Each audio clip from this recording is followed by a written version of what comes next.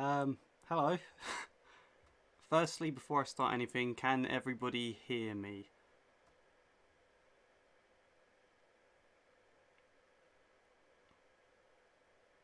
And also, is there a lot of lag?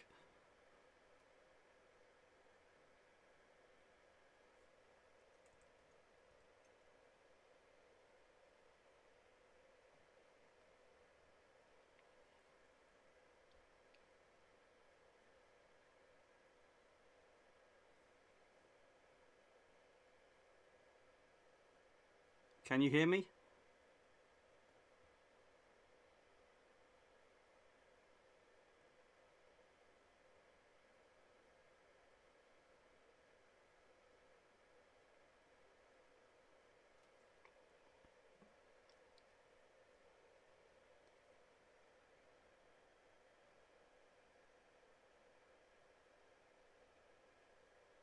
I'm inclined to take that as a no.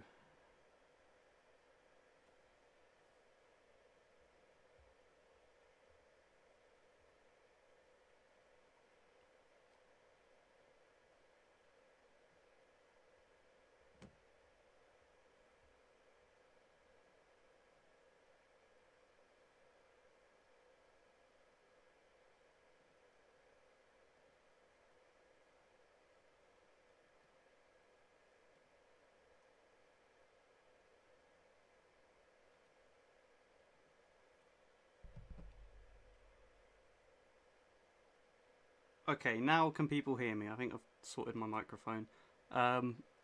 Someone say something in the chat to let me know you can hear my voice.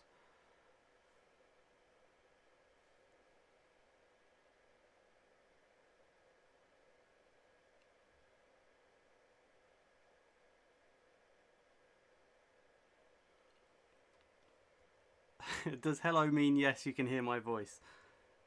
Yeah, okay, great. Right, that's one thing. Second thing is there a lot of lag?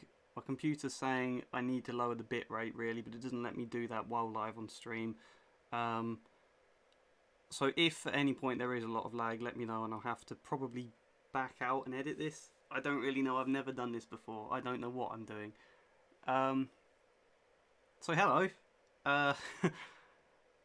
Thank you firstly for coming to this live stream. This is a new experience for me. If you can't hear in my voice, I'm very nervous because I've never done this thing before. Because you've never heard me talk fully naturally. I mean, I know a lot of my videos I do ramble and I let myself run on. And even though I tend to script things, which is mostly to save time nowadays, it's more concise when I actually have a script to work from. But even then, I do often ramble off a lot. So despite that, you've never heard me fully speak in live without any kind of editing to cut out the a billion times I or speak very slowly, or start saying something and then realise it's stupid and have to cut it out. So this is new to me, speaking just as I am. Oh, I should be reading the chat as well, shouldn't I? How do I do that?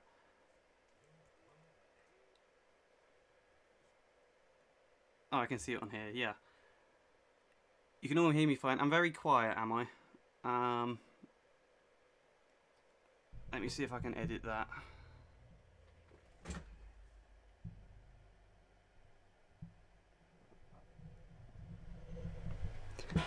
Does this make me any louder? I've basically just taken a microphone and turned the gain up on it, because it says I'm full on the streaming software for volume. There's a thumb up and a yes. Alright, okay, I'll take that as fine. Yeah, thank you for coming. Thank you for being here. Thank you for 100,000 subscribers. I had this today. Well, this morning I noticed it. I was going to work today counselling. I've got back probably about half an hour ago. The stream has a lot of delay, not much lag. It probably does. It's saying on my system that it's not running entirely smoothly. I would like to lower the bitrate. It doesn't seem to let me while I'm live on a stream, so I probably have to back out to do that, which I will do if it gets bad enough, but I don't really want to unnecessarily. So if it is really bad, just let me know it's really bad and then I'll change it. Yeah, thank you. Congrats on 100k. Hi, congrats on 100k. Yeah, thank you. It's mad I've gotten to this point. I know it might not seem it to you, but for me, who started this channel by sheer chance, I never expected it to get this far. You know, I put out a comment on a Good Will Hunting video, a clip. This is how the channel started, in case you don't know. I was watching a clip of a Good Will Hunting scene, and I wrote a long comment because this was, I think, just when I was in the middle of my training as a counsellor, and I wrote some thoughts saying, hey, this scene's interesting, it fits with a lot of counselling stuff, you can analyse it in that way. Oh, wow! £2 super chat from Kirsty. Thank you. That's my girlfriend. I don't know if she wants me to tell you that, but that is. What was I saying? So that was how the channel started. I wrote a comment on a Good Will Hunting video saying all this stuff. I did it on an old account, forgot I'd written it. 6 months later, I happened to log into that account by accident and saw notifications for lots of likes on that comment, lots of replies saying, you know, I should make a bigger video analysing the scene like I've done in there. And I thought, yeah, that'd be interesting. So that's what I did. I started this channel because people in comments said I should analyse a scene from Good Will Hunting. And now we're here. Now this is kind of the fundamental thing in my life in terms of what I do. I mean, obviously I counsel as well. I'm a child psychodynamic counsellor and psychotherapist. So I work with children in schools mostly. I do a little bit of private work, but it's always affordable counselling. You know, if you want to reach kids that really need the most help, they're normally the ones that can't afford to pay much, if anything. Which is why I like working in schools particularly, because then the school pays you and it's free for people to get the counselling. It seems to be a 2 or 3 minute stream delay. You have to let me know how bad that is, or if that's a delay with just the chat, or if it's a delay with the chat, I suppose that's not too bad. I don't sound nervous. I feel it. I do. I've also got a very dry throat, but that's probably because I haven't drunk much today. I never drink much on a day I go to work counselling because I don't want to get caught in the middle of a session needing the toilet, because you can't really go in that situation, although they can understand. It just feels a bit thoughtless, I think, to them. It's like, why couldn't you have gone before the session? Why couldn't you prepare to have this time for me? So, because I've got a particularly weak bladder as well, I never drink while I'm at work. So I'm probably a little dehydrated right now. Be true. Who asked you to do the Breakfast Club videos? Nobody asked me. I just really liked that film, and I thought it's a good one to try. And I think I'd actually seen other videos come up on my recommendations analysing that film, but not analysing the characters, just analysing the film and reviewing it. And I was thinking, this is a film about getting to learn characters. Why aren't there videos talking about those characters? And it interested me to then think about them, so I started to do that, which was fun. You know, this is one of the things I like most about making videos, apart from that you all enjoy it and you leave a lot of wonderful comments. It's that I get to learn stuff as I'm making them. It's not like I know all these things before I start making the video about the film. I watch the film or whatever it is, and then I sit down and think, and I figure things out for myself, and I get to learn and think new things that way. And that's what makes this fun for me, I think. That's why I never get bored, because every video I'm making, I'm learning something in the process of doing it. Not always learning, sometimes more just solidifying something in my mind that I already sort of knew at the back of my mind, but making it more conscious. So yeah, that's good. I should be reading the chat more. I ramble a lot. Wow, even unscripted, you have a really soothing voice. That's nice to hear, thank you. I don't think I sound exactly like this in reality. I think, not deliberately, but somehow knowing I'm speaking into a camera, into a microphone, I'm unconsciously making sure I'm more articulate than I normally would be. Because normally my voice is a bit slurring and slightly mumbly, I think. Somehow putting a camera in me makes me more articulate without realising. So that's part of that. But it's nice to know I have a soothing voice. I never knew it before I did this channel. I always thought I had a really mumbling, boring voice. But a lot of you, I get a lot of comments saying it's a nice voice. So thank you. Evenings of Stephen Whittaker. Hey, you comment quite a lot. It's nice to see names pop up like that. It's okay. What are these colours? Well, oh yeah, I haven't explained what you've seen on the screen.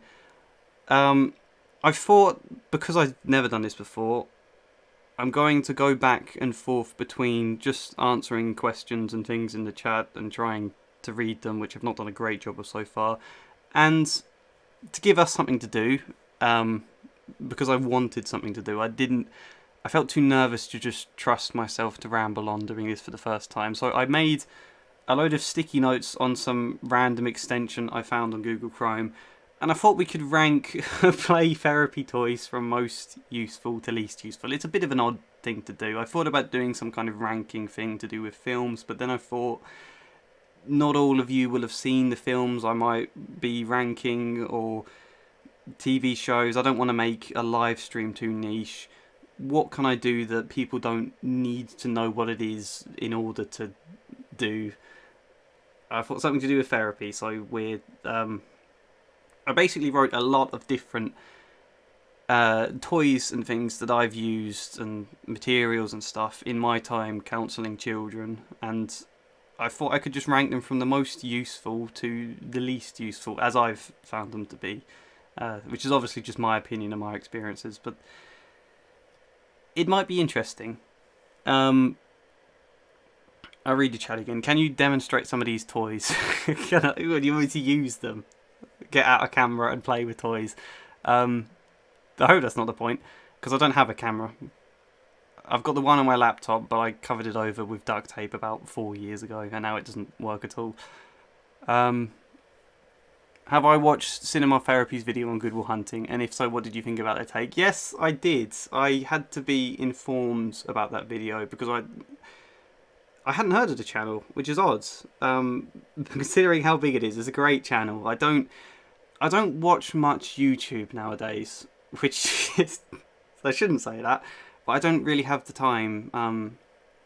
I'm working too much between counselling and making videos, so I don't often get as much time as I like to sit down and enjoy videos. But that's when I get time, I have started to really enjoy that channel, and I did see that video, and I agree with most of it. I remember it made me think back to when I first made the Good Will Hunting video. It made me realise how much I've changed as a counsellor. Because when I first made that, it got deleted and then re-uploaded a lot later. But when I first put it out, so it's the same script from then, I was still fairly fresh as a counsellor and kind of stuck on the training rather than learning from my own experiences. And I think I've become more human as a result, and I would agree a lot more with what's said in that video than I would have done at the time I made my video. Can I be your counsellor? I'm afraid not. I work with children, unless you're under the age of about 13, probably not. I don't stop making excuses. I don't need to apologise. I don't know, have I been apologising? If I have, it's a very British thing to do. What mic do you have? I have a Blue Yeti. I bought it years ago. It's been good. I don't have enough to buy another one anyway, so I'm quite happy with it. I concur you have a nice, not mumbly voice, thank you. You like the green ones? Yeah, I colour-coded them just because I thought it might make it look less dull to stare at a load of post-it notes on the screen. So I colour-coded them by type-ish. So you become a counsellor to not be bored. I don't know what I said that suggested that. I do find it very fun though. Fulfilling. Difficult a lot. But no, it's never boring. Even when the sessions are technically boring and someone's doing something that you would describe as boring, it's interesting to understand why those things are happening, I think. So you never get bored, you just get exhausted, I think, if anything. Honestly, the content you make has a hand in normalising therapy and reducing the stigma, and this is so important for people to get the help they need. I couldn't agree more. One of the things I have found making these videos is in the comments how many of you have had bad experiences with therapy, and I don't know, that's sad for me to realise and open my eyes to understand there are still a lot of bad therapists out there. I think that's increasingly changing as the quality of training required, what it takes to actually get a qualification, is becoming more difficult, I guess. Although you talk often, the examples often seem from America, so I imagine it might be worse there. I don't know, but despite that, and despite bad experiences that do create these stigmas, and there are stigmas for a reason, I think, to an extent, but a lot of them are outdated stigmas. In fact, most stigmas, I guess that's what they are, outdated. So there's a lot of great therapists out there, and you're right, for people to get the help they need, and not always need, sometimes it's just good to have a little bit of a boost. Yeah. Sorry, this is off topic. Are you posting a recording of this stream afterwards? I will if I can figure out how. I've never done this before. I don't know how any of it works. What age children do you work with? It varies, I think. Most of my work is done in a primary school, so they have to be primary school age. I think you'd call that an elementary school if you're American. I think that's what it is. So that's kind of... And then it depends on what kids specifically the teachers want me to see, and normally they're the slightly older ones, because that's when they start to notice problems more, and that's when the teachers think, there's something here, they might need some counselling. So a lot of them tend to be of this sort of 6 to 10 kind of age bracket mostly. That's the most common one for me. And as a result, that's what I'm best with. That's what I've had the most experience with. But it's not specific to that. I've had some older, I've had some younger.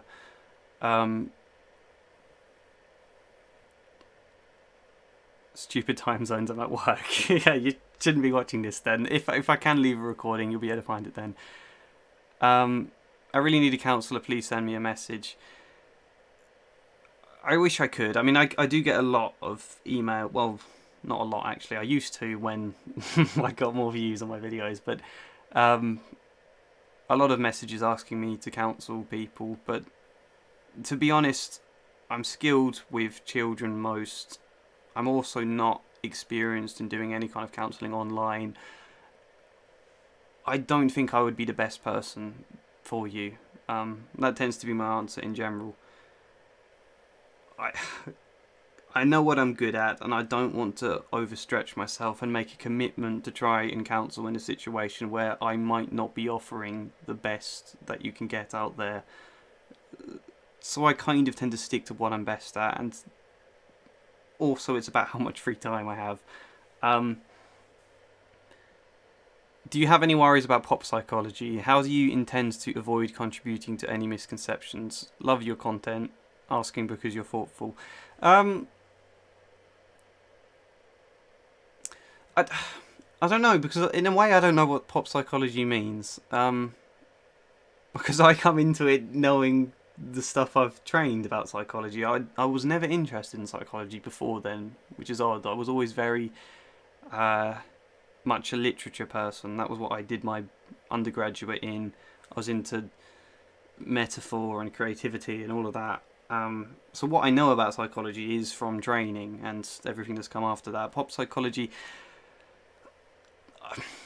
my general feeling, there probably are misconceptions, but my general feeling is I think it's good if people are trying to think through these kind of things, and a greater ability, a greater tendency from people to try to reflect and understand, and even if they get things wrong, I think that's the most important thing, that people are trying to understand. And I think pop psychology, I don't know what misconceptions there are, probably some very bad ones, and that is a problem. Well, actually, I guess Dr. Phil counts as pop psychology, doesn't he? And he creates a lot of bad misconceptions. I've done 3 videos about him. So that's true. I think that's a worry. Yeah, I think pop psychology is fine, and I just think there's probably more of a need for people who work in that sector to have a stronger voice. I read an article in a magazine I'm subscribed to called Therapy Today, which is for therapists, a while back. I did a Patreon article about this, so if you have Patreon, you may have seen it, about whether or not therapists should be on social media, which is very relevant to me. And there's a kind of argument about whether or not it affects their actual work. It doesn't affect mine because I don't show my face, I don't reveal important details. There's no chance anyone I counsel is going to know I'm their counsellor if they watch this, really. Well, they might tell from my voice, hopefully not. But an argument about if that's a problem or if they're needed more online to have that voice about these type of things. Because if counsellors aren't having a voice about counselling, who is it left to explain these things, you know? Then you're often left to people who might have had a bad experience or might not be proper counsellors. And that's probably why a lot of the stigmas do persist. You're going to answer every comment. That's sweet, but you might... No, I'm not going to. Because I need to start actually ranking these things soon. I'm just enjoying this at the moment, to be honest. Had 2 damaging experiences with therapy as a kid, but I have a great one now. I'm also in the States. That's good to hear. I was lucky enough to never have bad experiences when I had a counsellor when I was younger, but they can happen, and I think it takes a lot of strength to try again and trust that not all counsellors are the way yours is. I mean, all counsellors are different. That's both a strength and a weakness, I think. You British? I thought you was Arabic. Yes, I'm British. Change comes very slow here. Yes, it does. America, massively forward in a lot of ways and massively backwards in other ways. America baffles me, to be honest. The meaning of nerd. Hey man, congrats on 100,000. You deserve it. Thanks. John from the channel The Meaning of Nerds. He does great videos. I was planning to collaborate with him sometime soon. But I haven't got round to watching the film we're going to collaborate on. I've been a bit too caught up in things, one of which is preparing for 100,000 subscribers. So I'll get around to that soon, John, I promise. Yeah, should I get on with actually what I was planning to do rather than reading all of the comments? Sometimes the wrong kid, for sure, but also a lot of wounded people who have not worked on it doing the work. Yes, that is true. That's why I think it's the training needed for counsellors needs to be careful to it's important for them to understand the actual people who are becoming the counsellors and who they are and if they're good people to do that kind of work. My training is very careful to look at who we are as people and that kind of thing, and if there's people they weren't comfortable becoming counsellors, they got failed, and that's really harsh when university costs as much as it does. But at the same time, you don't want to put bad counsellors out into the world. You don't want to give them that qualification. Although none of us did get failed, I don't think, so that's fine. I think most, because they did a lot of work before they took you onto the course to make sure you're the right person to get on the course. So yeah, that was good for my kind of training, and I think that's probably how it should be.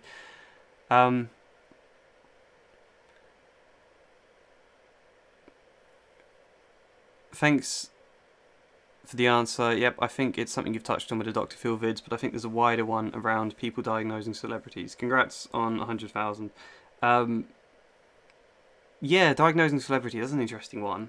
There's a lot of videos about Amber Heard and diagnosing her at the moment, and well, I mean, she was diagnosed in a trial as far as I understand, but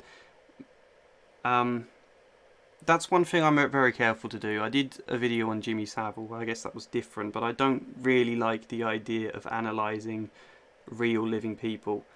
I think it's disrespectful and unfair and a bit exposing to do that to someone real. I think that's why I tend to stick to the fiction of films.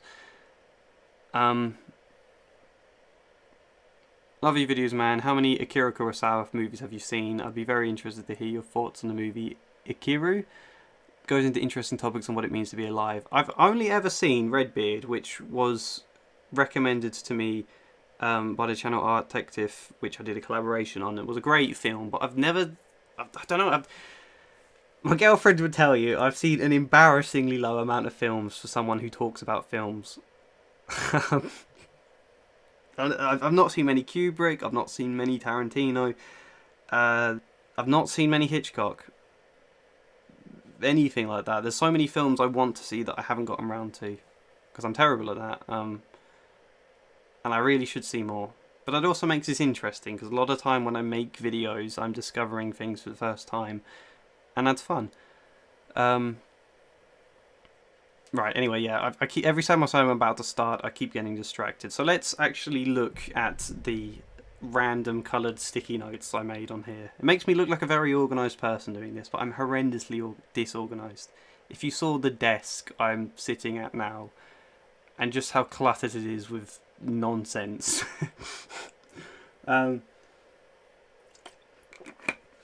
Just drinking squash from a bottle. It's too weak for my liking. I like squash very strong. Right, yeah, we got yellow, blue, red, white, and green sticky notes. Let me try and remember what I ranked them. What we're doing, if you missed it, is we're going to rank the usefulness of certain play therapy toys. Yellow ones, I'm guessing, are the general toy, doll, figure type ones. White seems to be craft kind of materials. Green seems to be more non-toy, general, useful things, I guess. That's not a description. I don't know how I grouped them. Red seems to be games.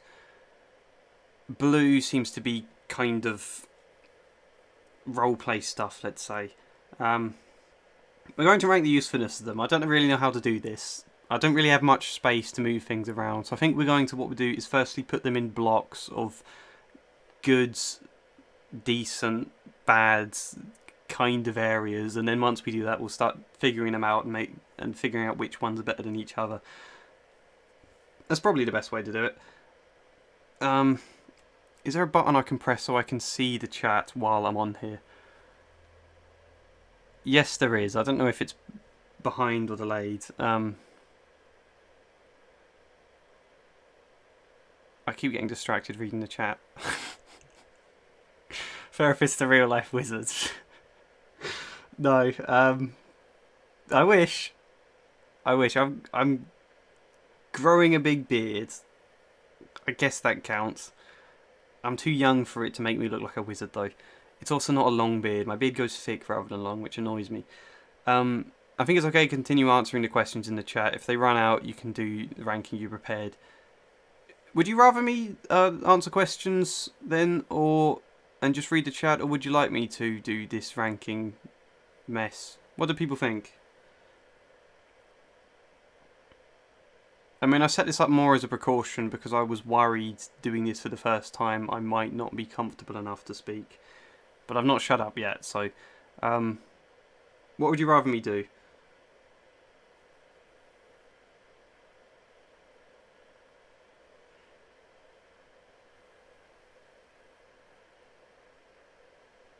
Oh, you're right, I think the chat is delayed quite a lot. Any answer to my question?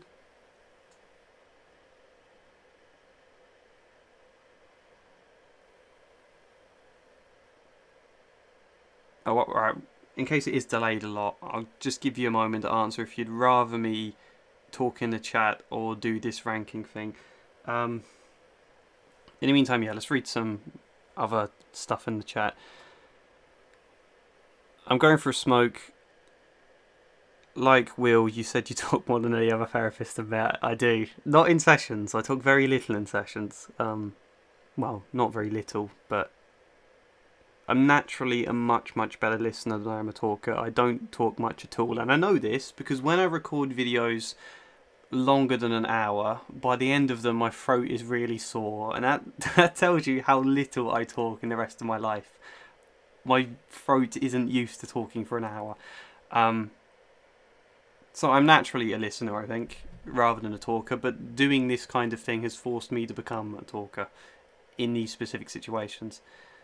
They warned using school against diagnosing people. We don't know because they don't get the chance for formal intake. Hello, Grace Haven, by the way. Another person I see lots of comments from. I can't quite get my head around what you're saying there. They warned using school against diagnosing people we don't know because they don't get the chance for formal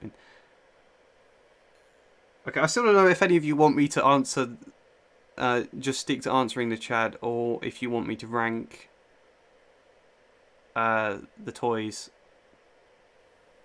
If not, I mean, either you can't hear me anymore, or the chat's massively delayed, or you don't care either way. Can everybody still hear me fine?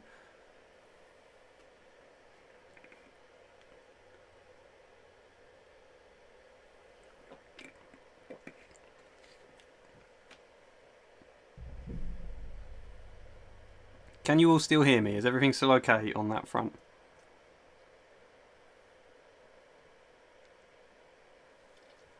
I'm here for you regardless what you do, dude. Okay. I don't know how delayed this is, but at some point, people are discovering what I'm saying.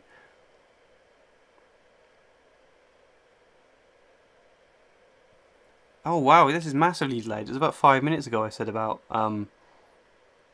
I asked that question. Only now I'm getting the answers through. Wow, okay.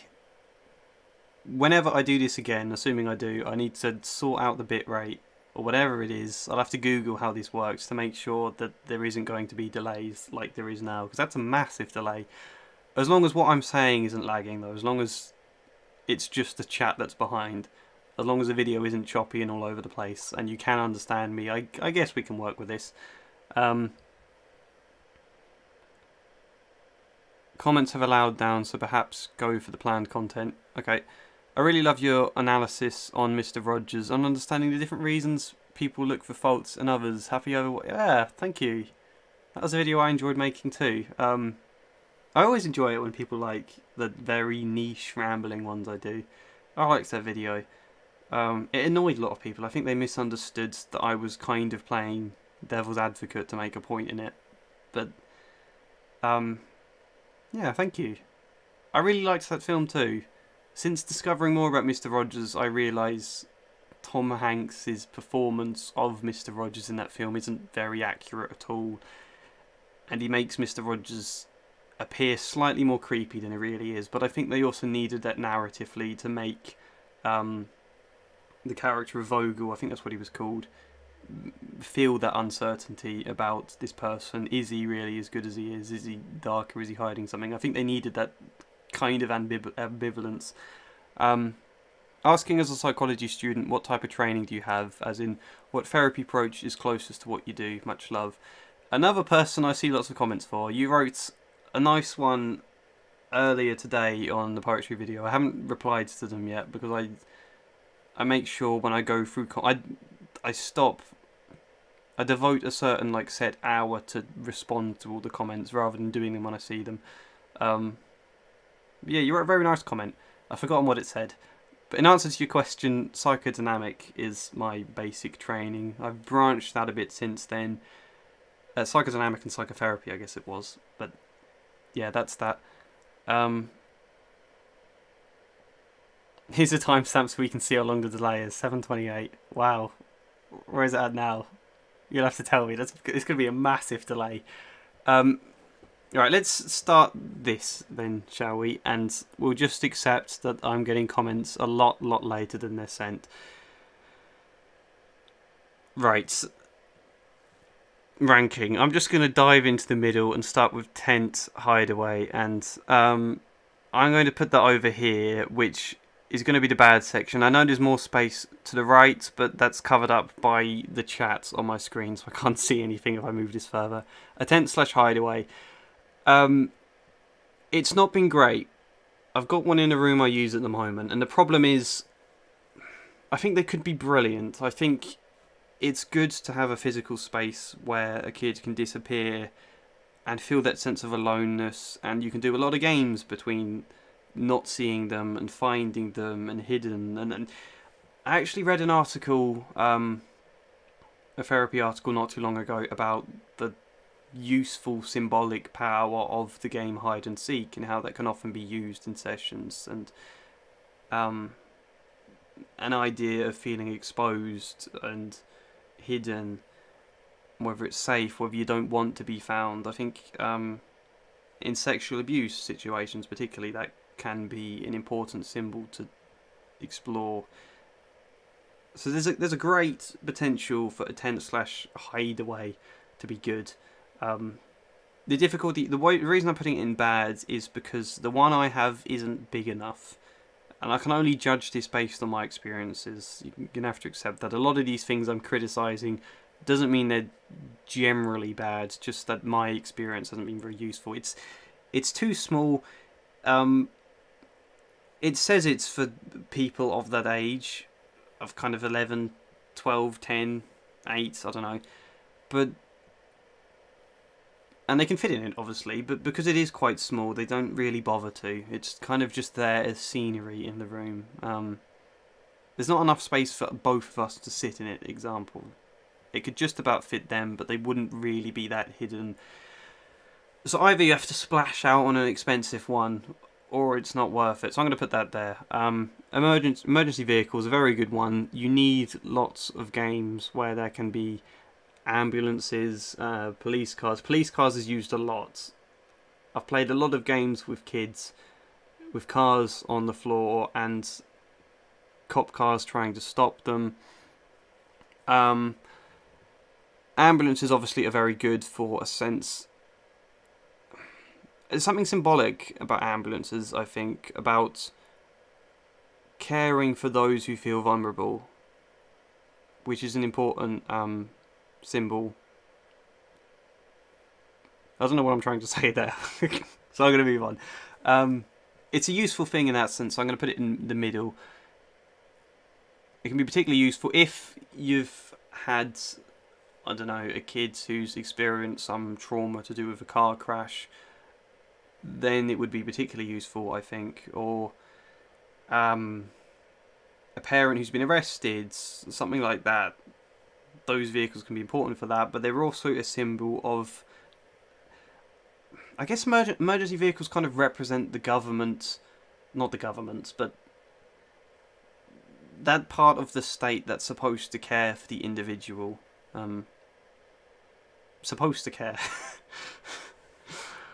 So it's useful in that kind of way. Building blocks, I'm going to put them here as well. I think building blocks can be great. The problem is they're just never as good as Lego. And if you have Lego and building blocks, it's 100% going to be Lego that gets all the use. Because Lego is brilliant. And in fact, we're going to put that here now. Lego, brilliant. Everybody loves Lego.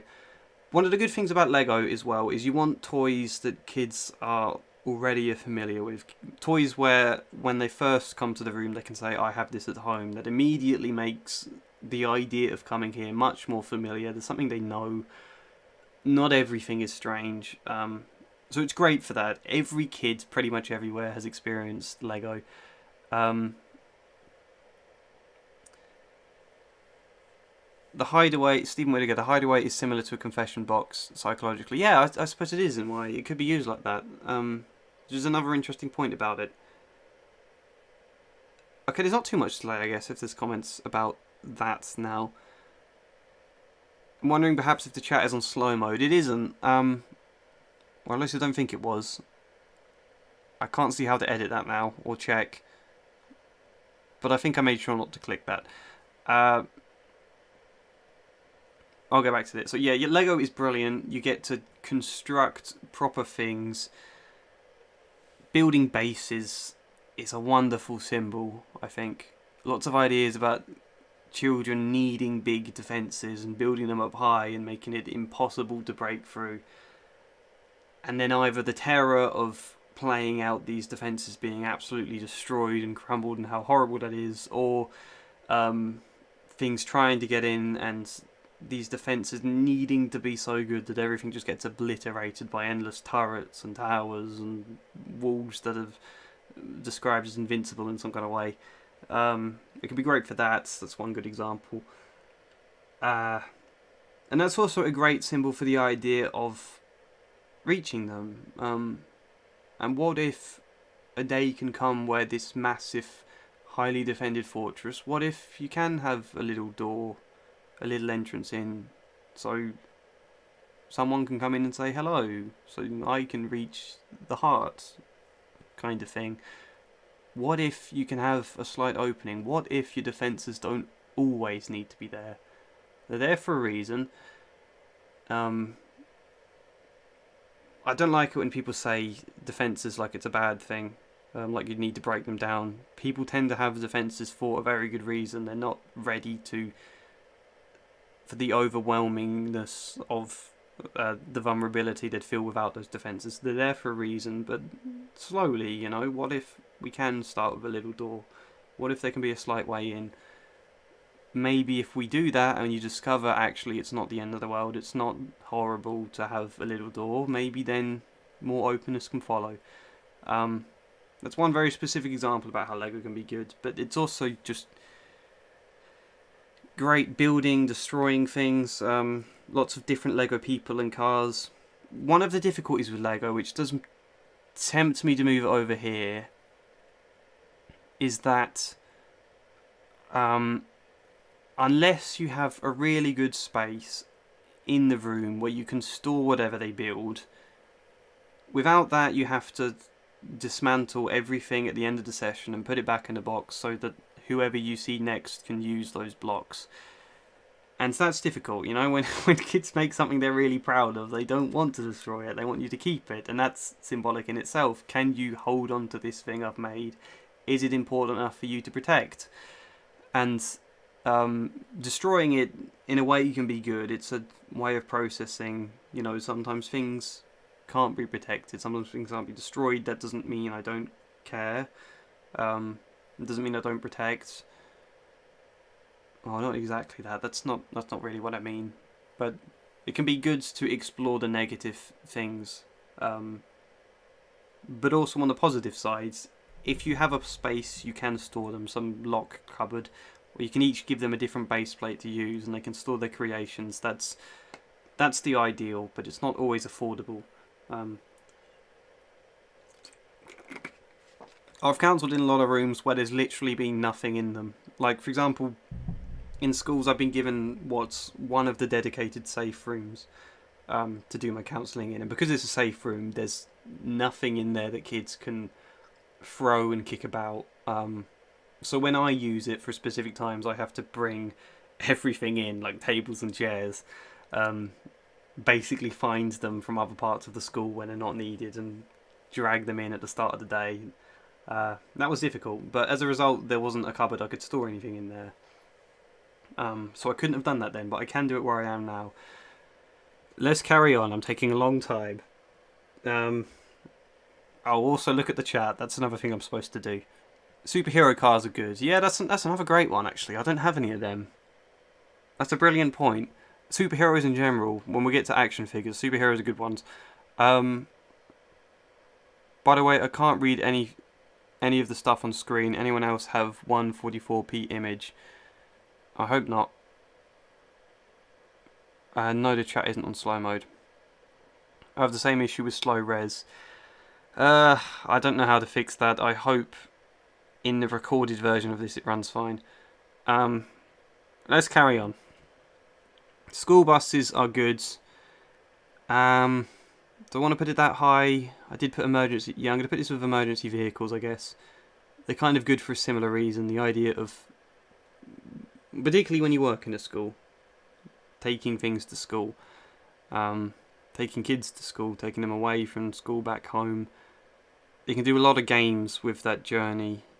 And I guess in a sense a school bus is, if you're going to use it as a toy, it's a toy you imagine lots of children to be in, these vulnerable children. And you need toys that are vulnerable as well as toys that are aggressive, which we have here. Aggressive figurines.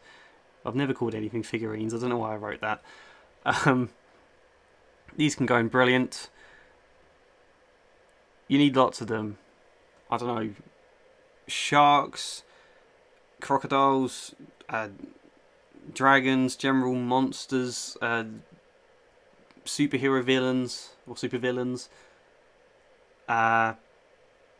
figures that look quite scary and like they might kill something or attack something. You need those figures, not just for children to play out games where, for example, to do with people like that. I don't know. What am I trying to say? You don't just want them to represent, for example, domestic abuse and having this figure that beats the other toys, the dolls, maybe the baby doll. They can be good for that, obviously, but it's more, I think, general, because a lot of us do, or all of us, do have aggressive feelings, and toys like that are a good way to express them in a game, in a play out a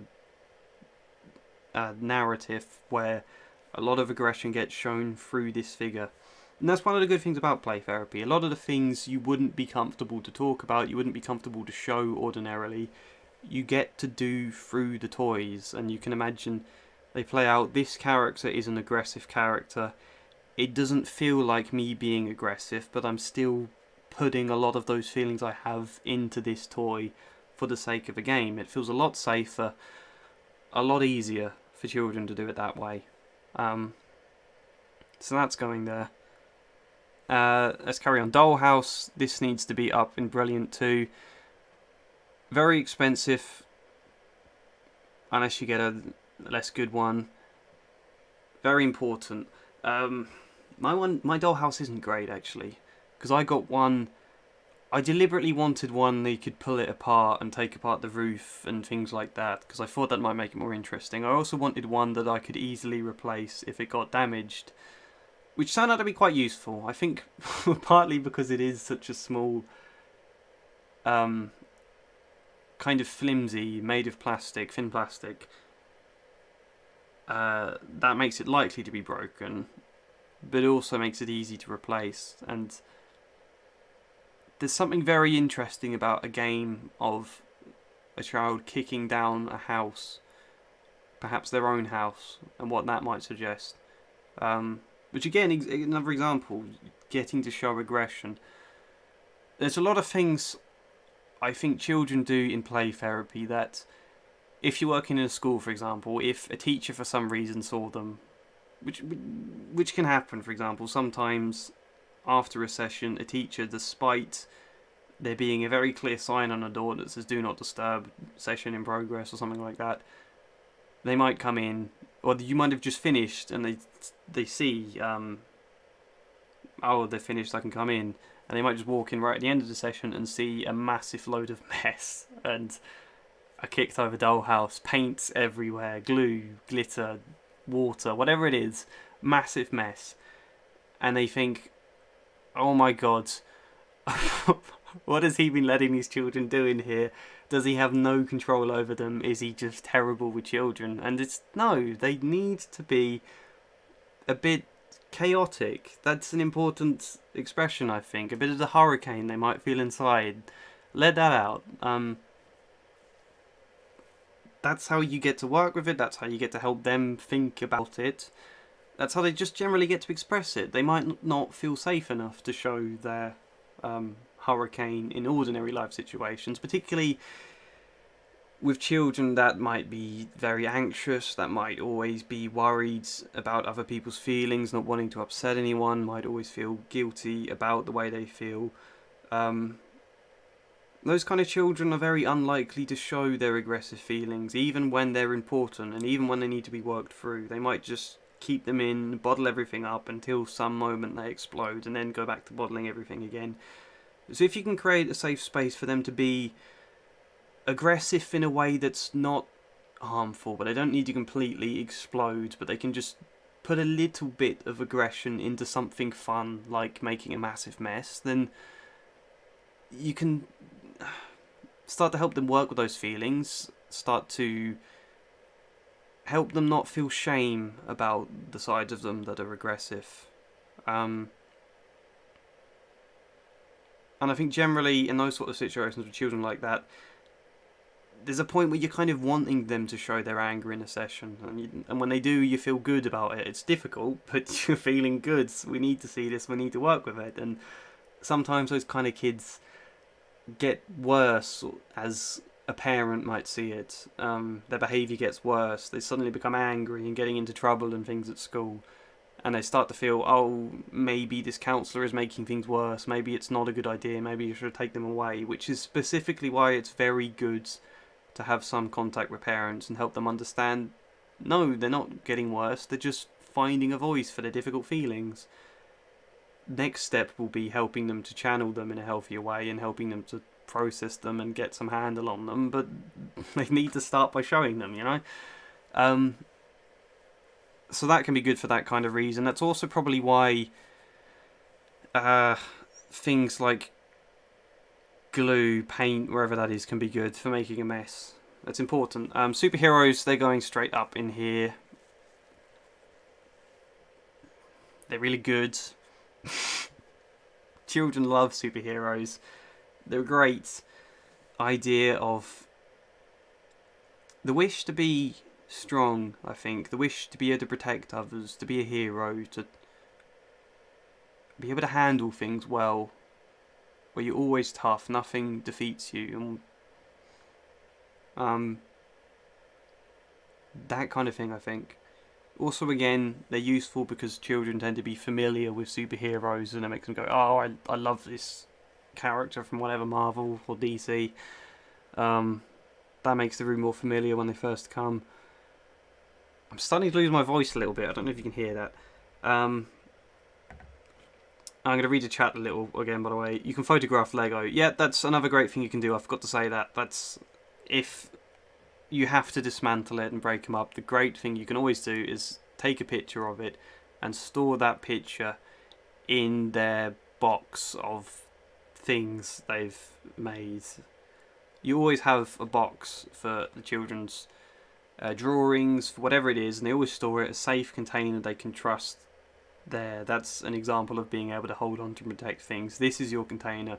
Whatever you put in here stays shut until you see me. This is yours. No one else goes in it. It's always kept safe. And you can put photographs of the Lego creations in there. And then they normally have this box, and then whenever you finish seeing them, you probably a bit before the last session, but you tend to go through the pictures and look through them, look at the memories, and then go, you know, which ones do you want me as the counsellor to keep? Which ones do you want to take home? Which ones do you want to bin? And normally they just take most of them with the box home, and that's good. That's a nice physical thing to hold on to, the memory of their counselling.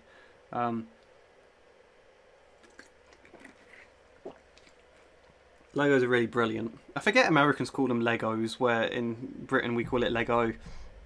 I don't know why that is. Just need to set the resolution higher. Wonder if stuff will get easier with technology. Like you can photo the thing they've built and upload it to VR chat Minecraft. Yeah, that's an interesting idea. I'd be uncomfortable having that much connection to a child. I think it breaks all sorts of safeguarding rules. Unless they can upload it. Either way, you can give them a photograph. That's easy. I use a sandbox for my substance abuse clients, the Zen Gardens. It's a big hit. They love. Yeah, sand, when we get to that, wherever it is on this screen, is going straight into the brilliant. That's a contender for the best of the toys. We'll get to that. Dinosaurs. Yeah, that's another aggressive figurine that Stephen Whittaker said. Thinking about all these things in the context of psychology is a bit like I'm peeking behind the curtains and seeing things I wasn't supposed to see and fearing being caught.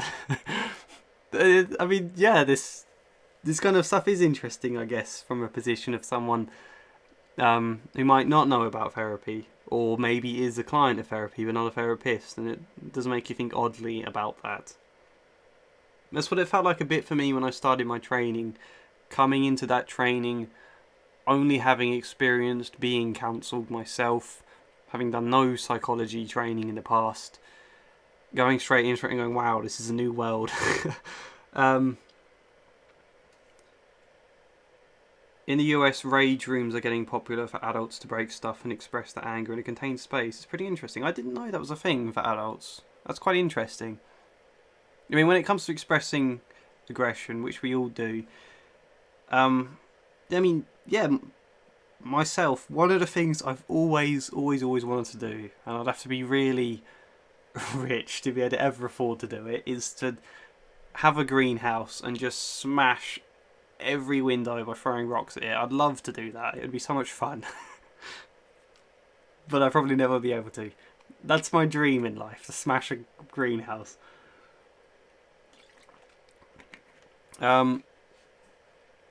Talking about their daydreams and how useful they'd be. That'd be a really interesting thing to do. I'd be terrible at it though. I myself am, as much as I say about the importance of showing aggression, I'm not very good at it. I think I express most of my aggression in my writing and most of my emotion in my writing. My girlfriend will tell you this. I'm good at understanding feelings and working with them, but very bad at expressing my own ones. I'm good at reflecting on my own ones, but not expressing them. So I'd probably feel uncomfortable about how to use that space. Or I might just go completely mad. I don't know. Superheroes can be defeated in a short time but eventually win. Yes, that's also true. Or games where they get defeated entirely and how sad that is. An idea of the good part of a child losing to their bad part. And that's how they might feel. They might feel my good side is completely trampled by my badness. And they can express their kind of grief at feeling that way. It's not the truth, but that's how they feel. And that's difficult. And then hopefully later down the line you can start to see a narrative where the superheroes do start winning. Are instruments an option? Yes, they are. We'll get to them. There's some musical instruments over here. Should I get back to this now? I made a business plan for a rage room, but I wasn't able to get enough funding together. I just break my recycling now. That's a good one. When I was a child, I revelled in playing out the villains winning.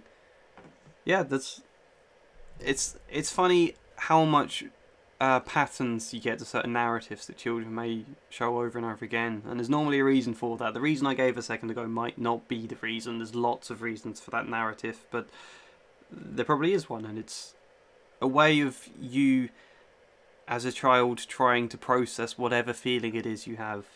Play is a wonderful thing for that. Getting to process feelings you don't even consciously know you feel and getting to work through them. Sometimes there's kids who come to counselling who aren't able to really play because they're not properly play, not have any kind of narrative to their games, because they're not yet able enough to process feelings and reflect in that way. They're a bit kind of stuck, and then one of the most important things is when they start to show a bit of narrative and a bit more to their play, and that's a wonderful thing for them to be learning to process these things themselves.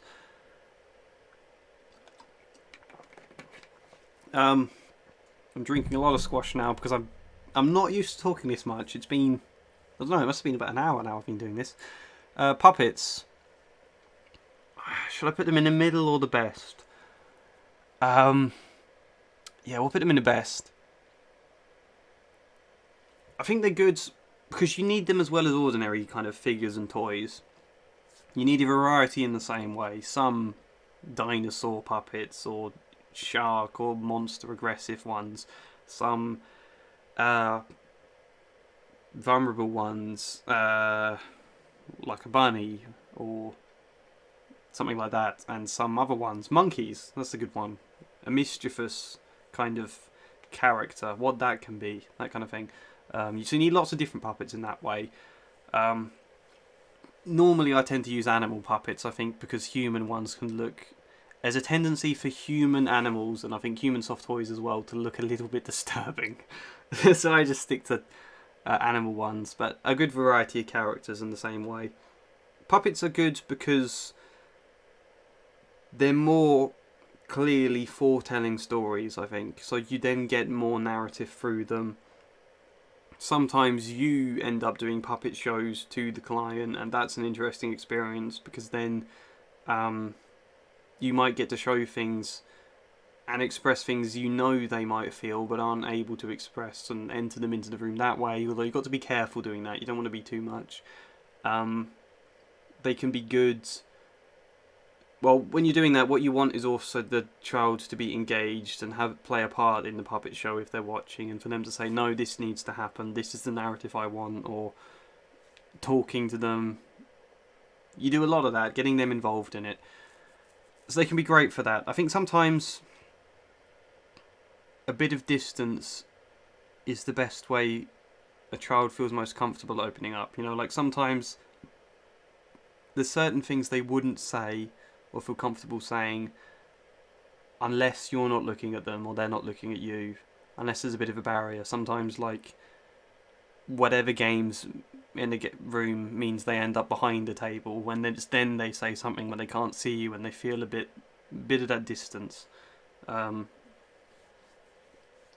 a puppet show is another good way to that, because you tend to have this, whatever you've used as a barrier to put the puppets behind, and saying things without seeing them or them seeing you, and that makes it easier for them to express sometimes. So they can be really good. Richard asks squash in the chat. What is squash? I don't know what you call it in America, if it's America you're from. Are you the Richards whose comments a lot in the past? I can't tell. Squash is, yeah, that is an answer. It's a British drink, sparkling water mixed with juice. No, it's not sparkling. It's, what do you call it? Cordial, or I don't know how you'd explain it. It's not sparkling. It's just a soft drink of stuff you need to dilute with water. I assume you have that in America or wherever. You just probably call it a weirder name, although squash is a weird name for it, thinking about it. Masks can be useful to express trauma as a different person watching it. Another brilliant one, yes. I've forgotten what I was saying before that, so we're going to carry on. Family dolls, straight into brilliant. You need them. A baby doll and how vulnerable that can be. The idea of parents caring for it. What if they don't care for it? What if the baby gets hit or something? How sad that is.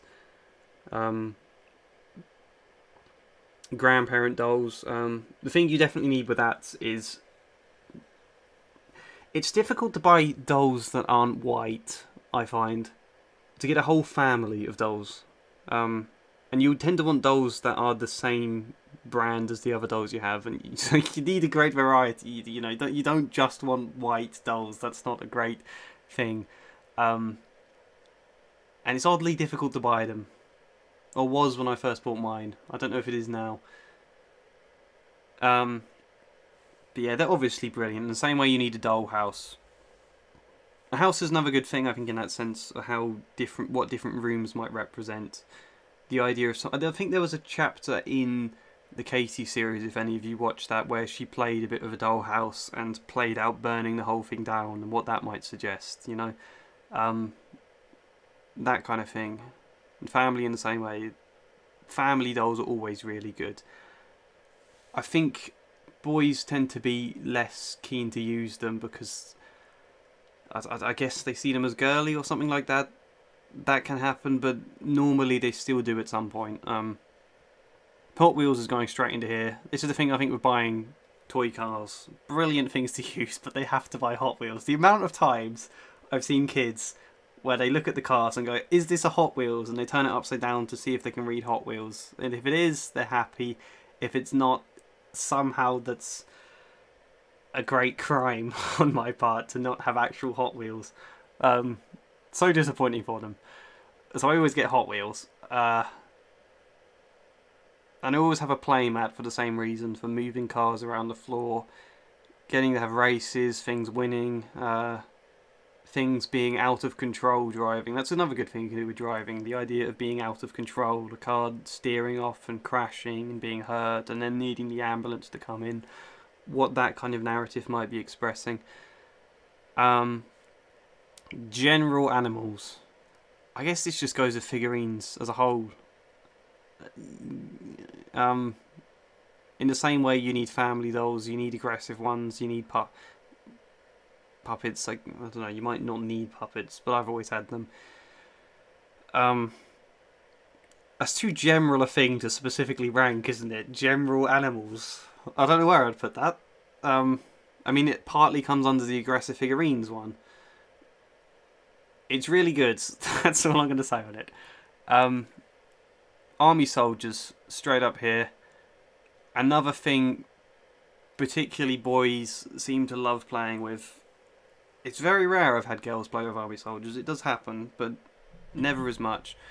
Yeah, they're great. Particularly if you have 2 different colours of army soldiers, or maybe more, but it's hard to get more than 2 different colours. Because then they get to play games with you having army soldiers, them, and then going to war. And that's always interesting. Especially when they make up the rules as they go along, and whether that means they're making up rules to make sure that they win.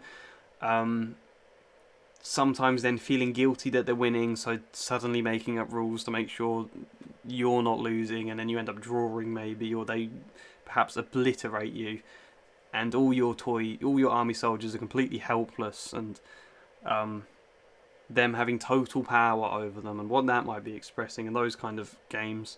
They can be good for that. Yeah, I think you need army soldiers. They're always cheap to buy. They're always easy. They can break quite easy, but that in itself, if you can hear a creak, that's the terrible swivel chair I work on. I'm just adjusting because my back's aching. Yeah, they're very easy to break, but that in itself is always an interesting experience. What happens when a child breaks a toy in the room? Are you going to shame them and tell them how terrible they are? Obviously you're not, but that's the worry. What happens when you don't?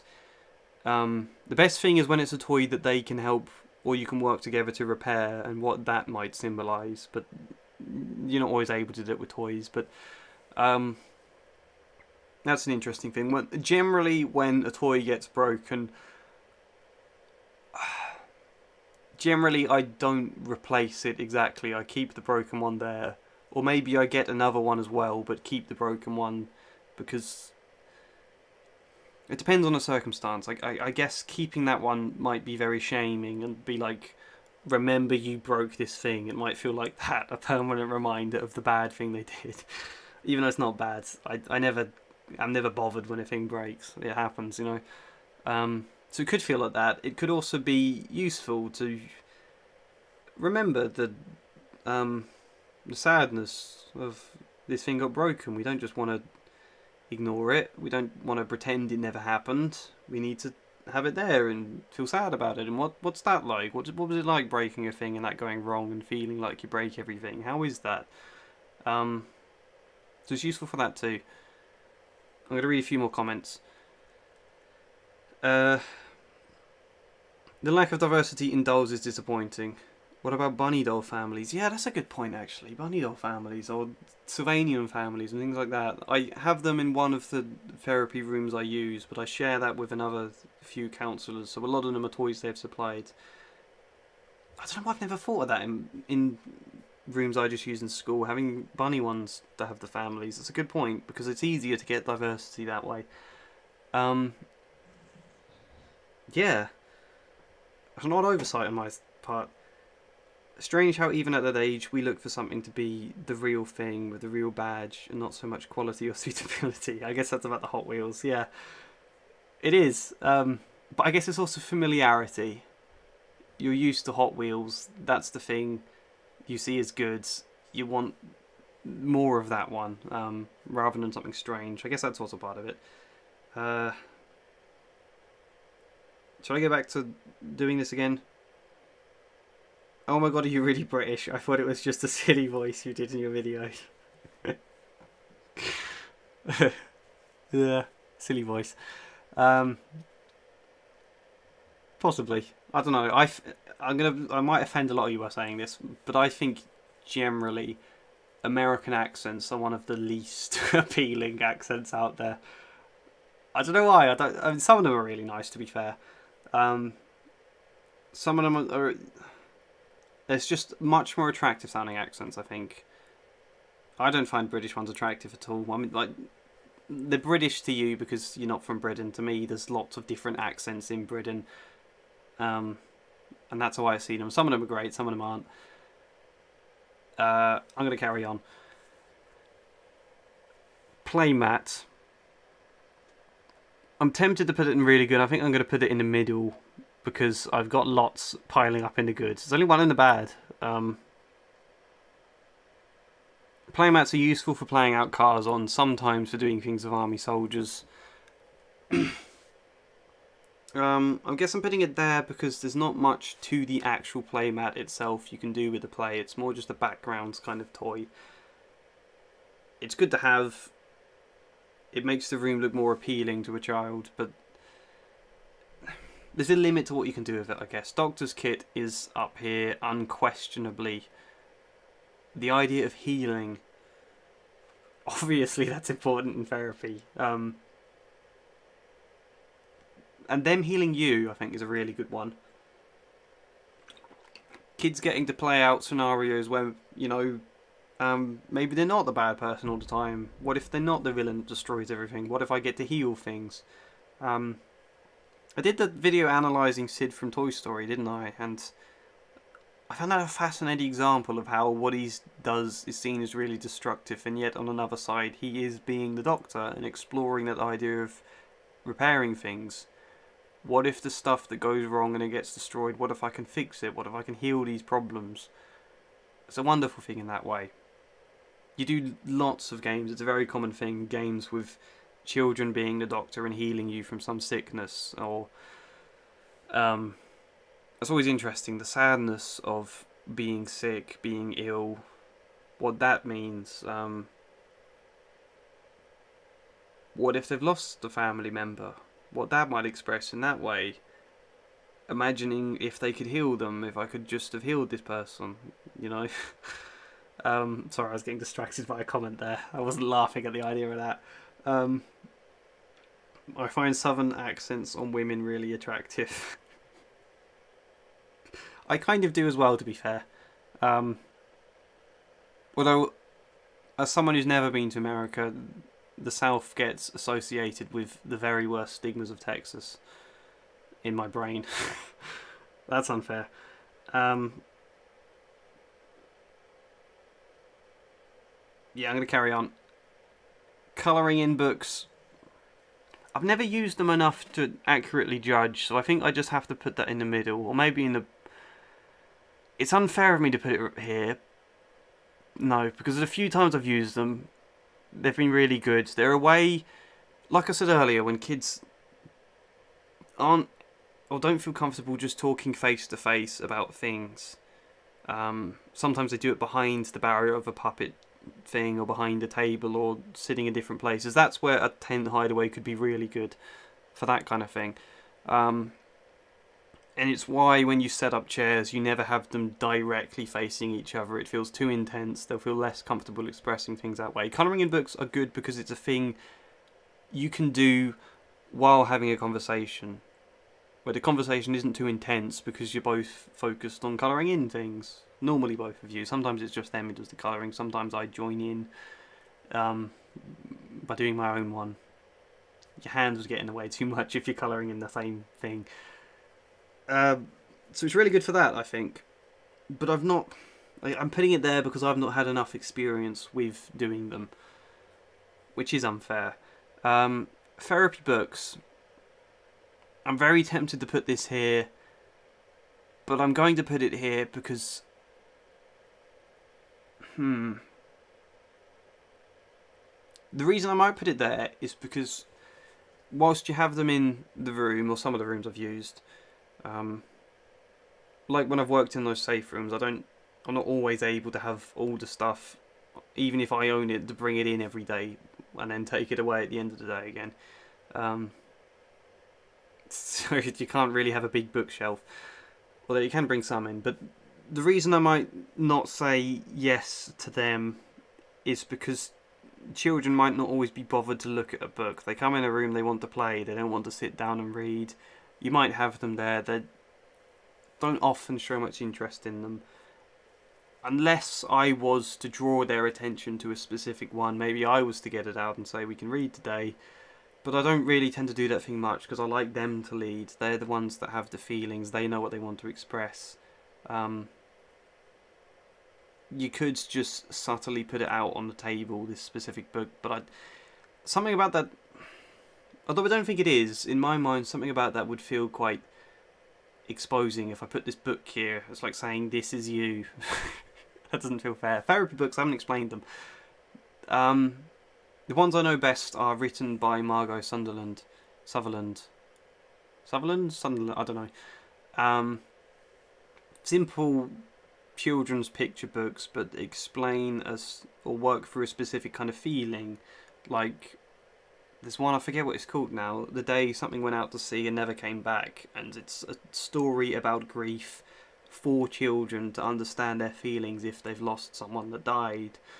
Or there's one, How Hattie Hated Kindness, which is a really good one, I think. The idea of pushing kindness away and exploring that in the story. It's a really good way. Therapy groups can be brilliant for bringing those things in. And on a few occasions I've had children that notice them and go, oh, this book's interesting, and they read it. That's great.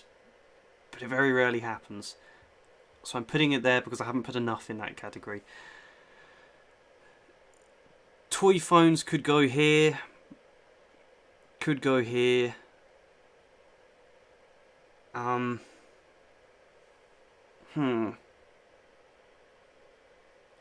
tempted to put it in the middle category because I don't have enough there.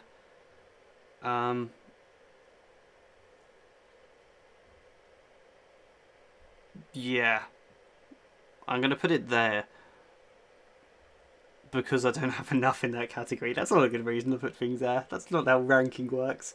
Toy phones you need in a room because in the same way of having distance, playing out having a phone call with you, what that is, getting to ring you up, can I reach you, the idea of pretending to ring you up when you're not in a session, can I reach you then, will you pick up, will you listen to me. I mean, phones are literally for listening through and talking when you feel distant. They're great for that, so they're going there. They could be higher. The chat says, what are therapy books? I think I just explained them, so when the chat catches up you'll have that answer. The day the sea went out and never came back, that's the one. Thank you. Tea sets, I'm going to put that in the middle straight away because it's again good. That's one of those toys you need stereotypically boy-y and girly toys. Boily? Boyish. And girl-ish, girly toys. I say stereotypically because obviously they're not just for them. Sometimes you get boys using the tea set. They're less keen on it because they might associate it as girly. But often they're an interesting toy to play with. The fun. Having a tea party. Imagining... You can do lots of games of that. The idea of having tea with your counsellor outside of the room, what that might mean. The idea that you might come round their house for tea. That's a really interesting idea. The idea of them maybe missing you. Would you care enough to want to see them outside of the room? Do you just see them because you're paid to? Would you actually miss them? Would you want to do that kind of thing even though you're not allowed to? It'd be weird. It wouldn't work, but that kind of play of imagining it. Tea sets for go really well by the way with toy food, so I'm going to kind of put that. These toy food could go in here though. I'll get to toy food in a minute. I can go back there. Stay there. Tea sets are useful in a way of trying to nourish, I guess. And games where you're constantly hungry, you're always needing more, or games where you're a bit starved, and what that might suggest, that kind of food to neglect type thing. Tea sets are an interesting one because they're very nice, I think is the best word. Nice. It's a nice, quaint, classically idealistic thing. Having tea. I don't know if that applies if you're not in Britain, but having tea. And I think that's, I don't know, yeah, niceness, and what are really useful when you do have children who aren't so good at showing their negative feelings and they're stuck on always being positive and perhaps are afraid of the negative feelings, perhaps are afraid of upsetting people, that kind of thing. They might want to do nice games to begin with and express their niceness, and that's interesting to then explore. Let's read a few more comments. When I was in first year, I really enjoyed picture books where you have to come up with your own story. Yeah, I've never seen them, but that's a brilliant idea. That would be great. Expensive to have to keep buying them, I guess. I don't earn that much at all. Talking about Fargo, I think that's to do with accents. Do you have a favourite children's book that you like to use when you work with kids? Not necessarily reading it to them, but just that you find useful from that standpoint. Would you recommend?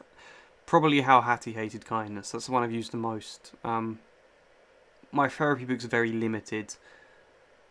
Having said that, so I don't think it's fair to trust me on that. Most Margot Sutherland Sunderland, I can't remember. I should Google her name, but I'm not going to because I'm doing this and I don't want to have dead airspace. Can anyone hear that my throat is starting to die, by the way, now? I told you it would happen. I'm not used to talking for longer than an hour. So I'd probably say her books, generally. They're really good. Very good movie. I think that's the chat still talking about Fargo. I was looking up. Do you have a favourite? Oh, I've got up the chat. Okay. Alright, let's continue. Handcuffs, rope. I'm going to put that there. Perfect for playing out games of power, games of feeling helpless. The idea of them being able to tie you up, although you don't always fully want them to tie you up. But yeah, tie you up. That kind of thing. What that is, having power, explorations of power. I've talked a lot, I think, in my videos in the Google Hunting about Will's feelings to do with power. Feeling powerless beneath people growing up, wanting to have power, wanting others to feel humiliated and weak and helpless. And handcuffs and rope and things like that are a really good way to express that kind of thing and what that's like. And, you know, you get tied up and you get to then express how that is, and you get to say, wow, I feel really helpless at the moment. Just in better words than that. That's not how I talk in a session. But speak those feelings that they're getting you to play out, and really draw a greater attention to what the emotion is of this game. That kind of thing. Musical instruments. I could put it there, but I'm going to put it here because I've not found them being used that much, to be honest. I think they're brilliant when they are. I used to have this great little toy keyboard that got broken, and I've been meaning to replace it, actually. As soon as I can afford to. It was a really good one. They're great for that. It's simpler ones, I don't know, shakers, little guitars. I got a little ukulele, which is always a good one. Other things like that are good when kids are able to actually play an instrument and get to express something they're good at. I think that's always important. Showing a skill, showing a side of them is really good, a thing they're proud of. Do colours have a meaning? It says in the chat. I don't know if you mean in general or the colours of the sticky notes, post-it notes, whatever you call them. If you mean that, then yes, they do. They're just rough categories. Like the red are games, white are craft materials, red are more ordinary toys, yellow more ordinary toys. Let's keep going. I've been talking 2 hours and we're not even halfway through this. I did not expect it to take this long. Although I did just see a comment that says, "Tree, I love you," so thank you. That distracted me, didn't it? Crayons. I'm going to put this here just because I think chalk is better. And the reason I think chalk is better is because sometimes children, I've had it surprisingly commonly, get a pair of scissors and shave the chalk like you're whittling a piece of wood and get all the chalky dust to come out. And that's just always a really interesting thing for them to do, and what they can do with that, and getting to mix that like a powder in a potion kind of thing, getting to play with the chalk. The idea of shaving something down in itself, it's an interesting craft thing to do. So that's the only reason crayons are there, because they don't, when you do that to them, they're a bit too wet and don't do it as easily. But they're still good. One of the comments that seemed to catch my eye is, do you have any experience with autism? Working with autistic people, I assume you mean, rather than myself. Yes, I do. I've worked with 4 or 5 autistic children. Although one of them, I don't think he was autistic personally. I think it was trauma. It's surprising how similar sometimes symptoms of trauma and autism are. And I said I think. I'm not the person qualified to diagnose, so I trust the diagnosis generally. In my personal feeling, I felt he wasn't, but he's said to be, so that's what we work with, you know. That's what I go with. But it's interesting how often the two get confused. Sometimes parents might feel their child is autistic, or the teachers might decide this child's autistic. They might not necessarily be. Same thing happens with like ADHD. It might not be. It could be something trauma related, although there's obviously an overlap. My autistic brother used to have a fascination with handcuffs. I could never really figure it out, but your explanation really makes sense. Yeah, I have found, in my experience with autistic children, the idea of control and power does seem to come up quite a bit, which I guess makes sense. The idea of wanting to have an order and control on life and things to not be so chaotic and out of their control, and how difficult that is. That kind of thing, I guess.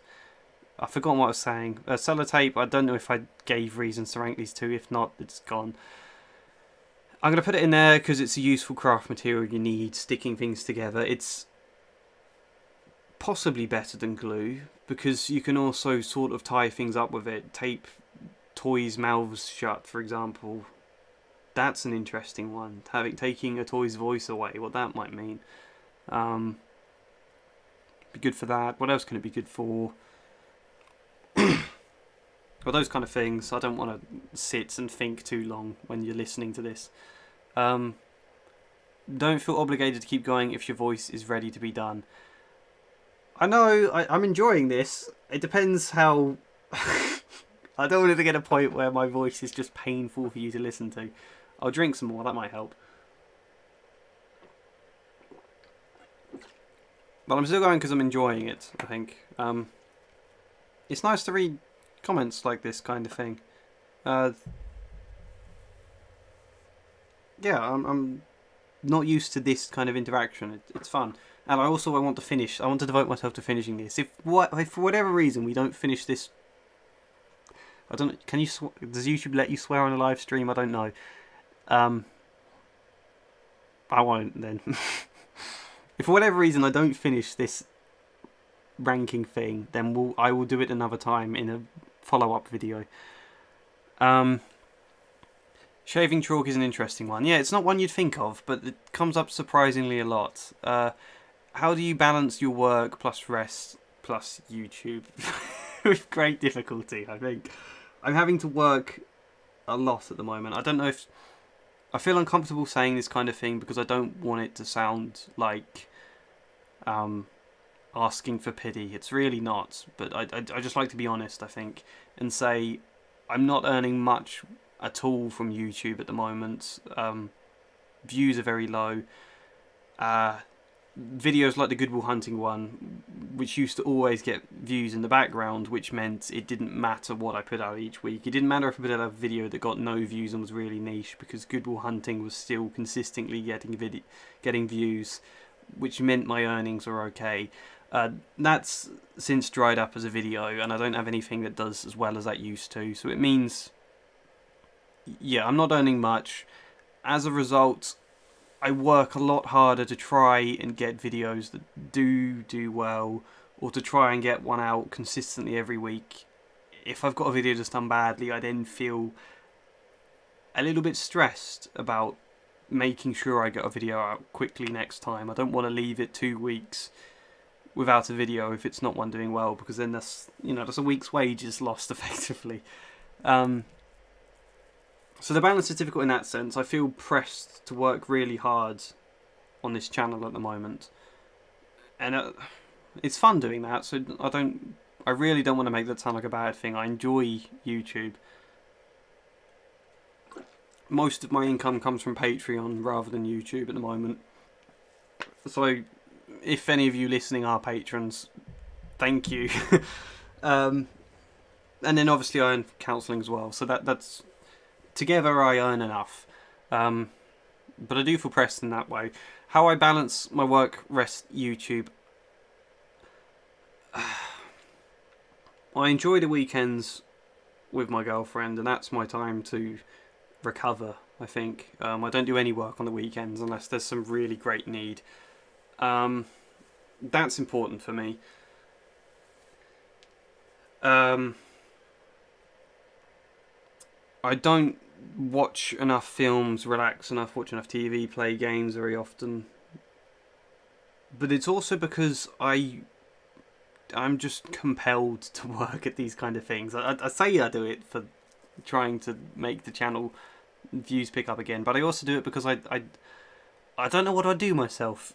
What I would do with myself otherwise. I have to work on something I'm passionate about. It's just this unending energy I have. And it used to be always working on my novel, which I'd like to finish soon. That's kind of taken a bit of a backseat in place of YouTube, because YouTube's the thing that helps me survive financially.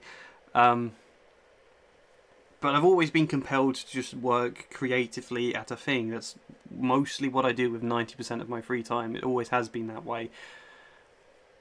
It's not healthy, really. I say that, but I do take breaks a lot. I always stop at lunch and watch something. That's good for me. I enjoy going to sleep. I really do. I look forward to lying down and going to sleep and having a dream.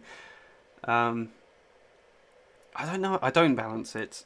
Whatever I do is not a good model for how to balance life. What I am is always very careful about how much work I'm taking on. I don't want to take on... Like, I was offered to do a couple of days a week at a certain school, and it was a great opportunity. But I turned it down because I don't want to commit to something where I then might find myself feeling overwhelmed work-wise, because then I would just be doing a bad job for the kids I counsel, and that wouldn't be fair on them, you know? So I'm very careful on those kind of things. I have to be self-aware. I have to reflect on how much I'm pushing myself, and if I need to break, and if it's okay. That's always important. And not to chastise myself if I break. As much as I'm compelled to work, not to feel shame and guilt, which I naturally do, but not to push it too much when I do rest. That was a long answer. You didn't even answer the question. I'm going to carry on. Glitter. I'm going to put this here. No, I'm going to put it in bad, actually. It's a brilliant thing to use. It's just difficult if you're seeing lots of kids with how much mess it makes cleaning the room in time. One of the rooms I work in has a terrible Hoover. It's one of the rooms I share. And yeah, the Hoover there is awful. And I remember the first time I needed to use it was to hoover up glitter. And I thought the Hoover was broken. It turns out you have to properly punch the button to get it to turn on. I just thought it wasn't turning on. So I was then trying to sweep glitter. There wasn't a brush, like a dustpan and brush. I was using a comb, using my hands, trying to get it up with wet wipes. It wasn't working. Before I found that out, it was a mess. So I think that puts me off glitter, just my personal experience of that. But it is a good thing. Glue, I'm going to put it here just because I feel like it should be below sellotape. I think I've kind of talked about that already. Congratulations on 100,000, very well deserved, mate. Thank you. It's weird because it's almost so big a thing, reaching 100,000 subscribers. It's a massive thing that I haven't taken it in yet. It hasn't hit me how big that is. I just say thank you and take it in stride. It's huge though.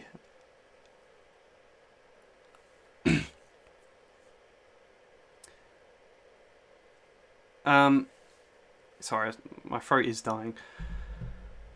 Paint. That can go up here. Great one for crafting. Great one for expressing art. Art is always really important. You get to... A child can express so much more in a picture than they do in words often, because... I hate the saying, a picture paints 1,000 words. I think it's because sometimes in painting you express things you wouldn't know you felt enough to say in words. That's what's great about it. You feel freer because you're just drawing a picture. It's not saying feelings, so because it feels safe, more comes out, I think. But again, as I said earlier, paint is also brilliant for making a mess. As much as I've criticised glitter for a mess, it's good for that as well. Mess is good. Children need to make a mess and experience what that's like. And sometimes the idea of power, I guess, when it comes to if they leave a massive mess and you've got to clear it all up, and the delight they might have in that. And that's not just to do with power, that can be to do with projection, I guess. I'm going to leave you with all my messy feelings. How do you deal with them? Can you manage them? How does that work? That kind of thing.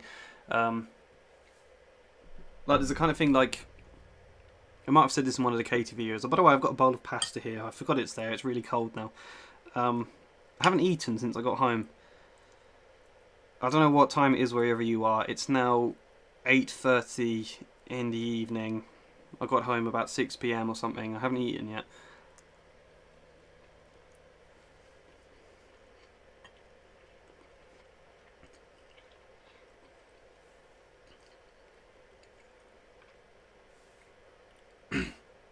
I tried to just move my mouth away from the microphone while I ate,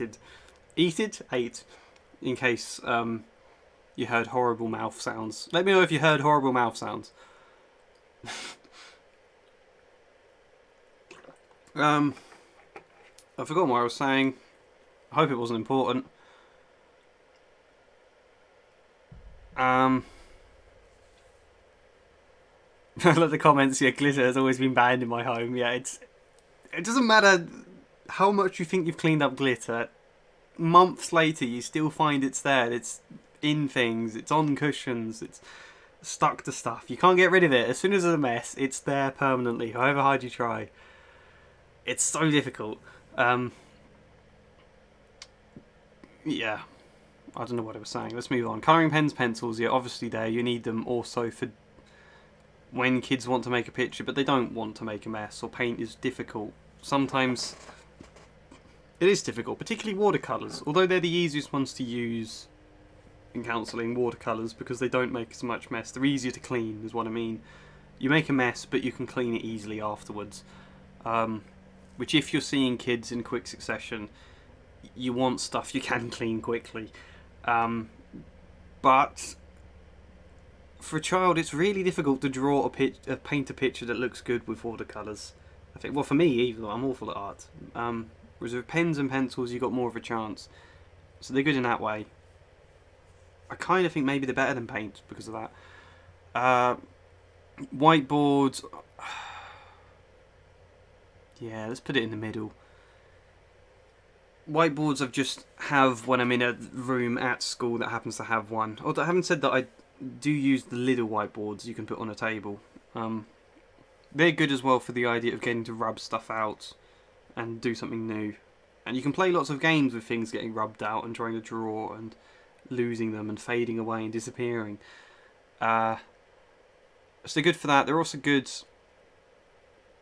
for, like, if a kid wants to do the Draw My Life YouTube things. I don't know if anybody still does that nowadays. Is that a thing anymore? It used to be a thing. Probably about a decade ago, probably longer. But every now and then, a child might want to do that, and they do a whiteboard and they draw their life and tell you it and go through the whole story, and it's a huge amount to try and take in at once, but it's brilliant. But I guess I'm putting it there because they don't tend to get as much use. The difficulty if you're using a white... Yeah, this is... No, I'm going to put them in here. Because using them in schools when it's in a room that has a whiteboard on it. Sometimes they leave stuff, teachers who've been using the room, on the whiteboards, and I don't know if I'm okay to rub it out or if they need it for a class, and that makes it awkward. So for that kind of thing, I guess I always do just rub it out. I think I try to check if I can, but it's difficult. This turned into eating ASMR. Oh, God, I was making really wet mouth sounds with this pasta. Can you hear it? Like me picking bits up. Pasta makes an awful noise when you like stir it. It just sounds like some spider creature. I'm gonna do that now.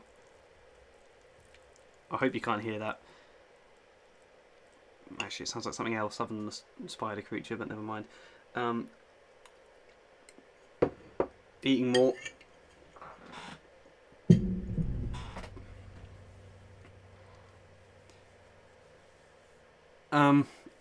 Are people actually enjoying me talking about random therapy toys as well?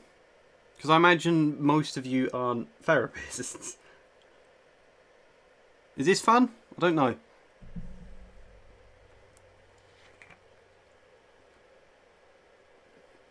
Well, obviously we need to know the pasta shape, sauce type, and any protein. It's fusilli pasta. I'm an awful cook. I just can't be bothered with it. I say I don't have the time, it's that I can't be bothered. So when I do food, it's normally either beans on toast or pasta. And when I do pasta, it's very easy, fusilli or penne, with a bit of sauce out of a jar. Sometimes some cheese. Although this one, to be fair, does have vegetables I put in it, so I'm getting better. That's the extent of my cooking, really, though. I'm very lucky to have a girlfriend who not only is brilliant at cooking, but really enjoys doing it. Otherwise, I would be screwed. I've offered to cook for her before, but it would be tragic. Dry sand tray and wet sand tray. I've got two here because this is what I found. It's best to have two. Sometimes it's brilliantly fun for kids to make the sand wet. And to pour stuff in and make a mess in that kind of way. You've got to be difficult with that, though. If like or shaving chalk into the sand, that's another one. Those kind of things. Yeah, they like to do that kind of thing. What I was going to say is you've got to be careful it doesn't really start to smell, which happened the first time I ever used the sand tray, right when I first became a counsellor. I ended up getting one that absolutely stunk from the stuff this child mixed into it. It was an awful... I don't even know how it happened. It was an awful smell. I can't remember what it was. But yeah, it's good to have a dry and a wet sand one because they like to make the sand wet. It's good for games, but once sand is wet, unless you're able to take it home, spread it out really thin, have it in the sun, put some heat on it, it's really hard to get it to dry. If you just left it in a tray for a week or so, it's probably still going to be wet. And if they wanted to play with dry sand, they then don't have it, and that's not great. Especially if you share sand trays with other kids, which you do, because I don't know, the cost of having lots of different sand trays and the space would be phenomenal. So you have one sand tray that's wet, and you say you can make a massive mess and pour stuff in and do whatever with this one, but this dry one needs to stay dry. You can put toys in it and bury things, which is always a fun one. Things getting lost, things getting buried, and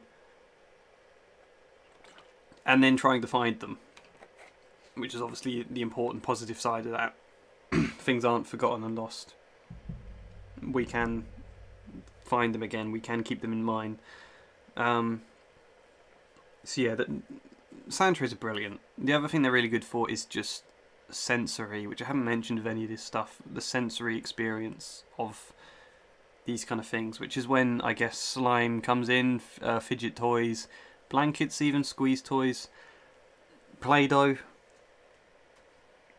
bean bags, I guess as well. Sensory stuff is really underrated. Sink is going here. You don't always get a sink. When you do, you tend to get a mess. You tend to get games about using huge amounts of water. Sometimes you might put a boundary on it of how much water they get, because of the cost of using water and how that's bad for the planet. But they might want to do games of needing more and more water, more than you could ever possibly imagine. Things are getting used up, that kind of expression.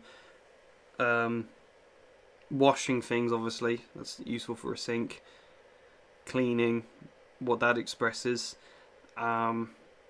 Pouring things into one thing, having them tip, having them mix. Sinks are really good in that kind of way, and they're a solid contained space where water can pour from without it getting everywhere, although it normally does get everywhere. That's what happens when you give kids water to play with. It gets everywhere, and I think you have to be prepared for that. My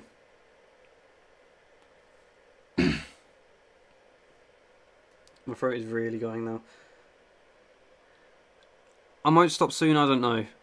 There's still 24 of you are here. I don't know if that's a high number or not for someone of my size doing a live stream. I don't know if there was more at the start and you all went, oh, this is ranking therapy toys, I'm going to leave now.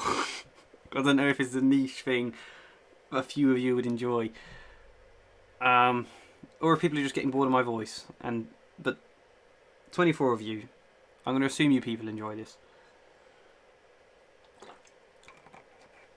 Oh, how about playing cards? Says K. McLaughlin. I think that's how you pronounce that. Yeah, there's somewhere. Where's playing cards? There it is. I could put them here or there. Playing cards, like colouring in, are useful because it's a thing you can do while having a conversation, so there's less emphasis on the conversation. Actually, no. Come on. Right, adjust on my chair. Come on, people. We're putting playing cards on top. What am I thinking? Playing cards are really good because there's so many different games you can do with them. Cooperative games, competition games. Competitions always are good. What that is, winning and losing. Whether kids are able to let you win, whether they want to cheat and make sure they win all the time. Sometimes it's useful when you do play games with them a lot. Sometimes you might be inclined to let them win. But I think sometimes the best thing is you might establish as a kind of rule, like if we're playing this, if we're playing Uno, I'm going to really try, okay? I'm not going to let you win. This is how it's going to go. We're going to do this properly, kind of thing. That's a good thing to say. And then stick to, obviously. But yeah, cheating and things, getting to call them out on it in a way that's very playful and not shaming is always fun. Yeah, playing cards are good because there's lots of different games. They can do magic if that's a thing they're into with cards, and getting to show you that it's a thing you can do while doing other things. Numbers on them tend to come into things sometimes. The ordering of numbers. Cards, again, in a way, cards are sensory, playing cards, when they're really nice, new, waxy ones that slide. I used to really love just the feel of sliding cards. Toy food, I think I talked about that earlier when I did tea set. That's going here. Lots of games of the food, being fed, not being fed loads, needing loads as this kind of emotional nourishment, I guess. Playing games of shopkeep. Toy food comes in, I guess, is mixed with whatever money or cash register stuff is. They, in a way, they go together. Because playing those sort of games. I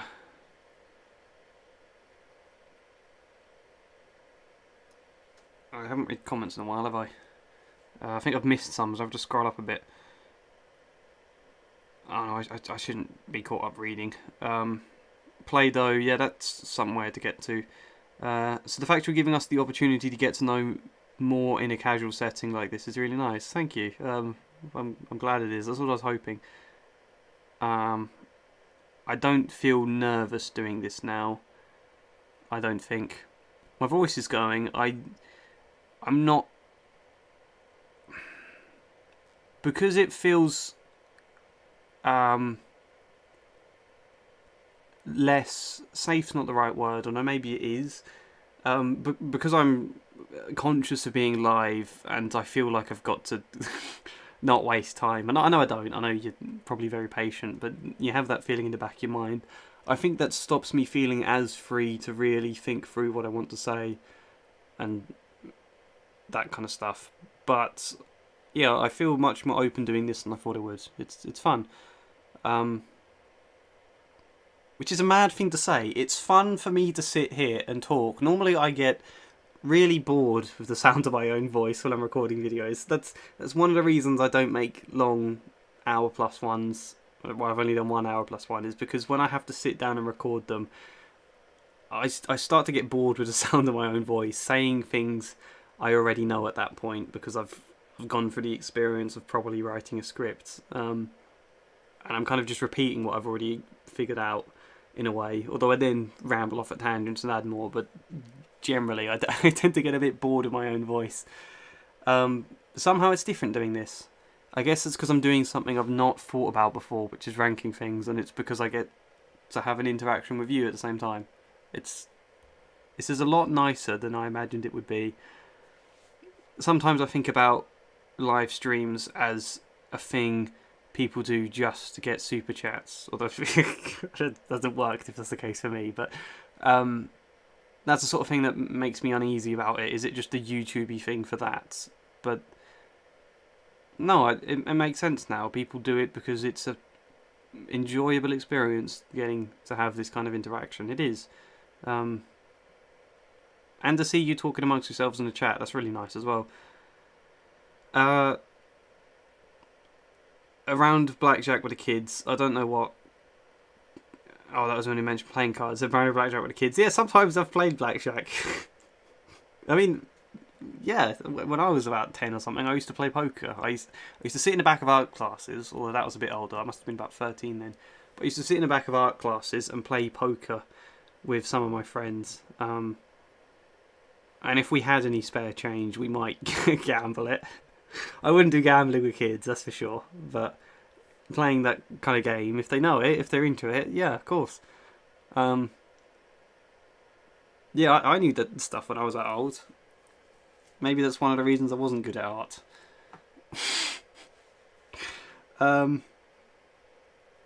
One-person games like solitaire beads are quite good. Yeah, that's a really good one particularly if you're doing it with beads. I don't have a set, but that's a wonderful sensory thing in itself, and they get to do other creative games with placing beads in certain locations and moving them.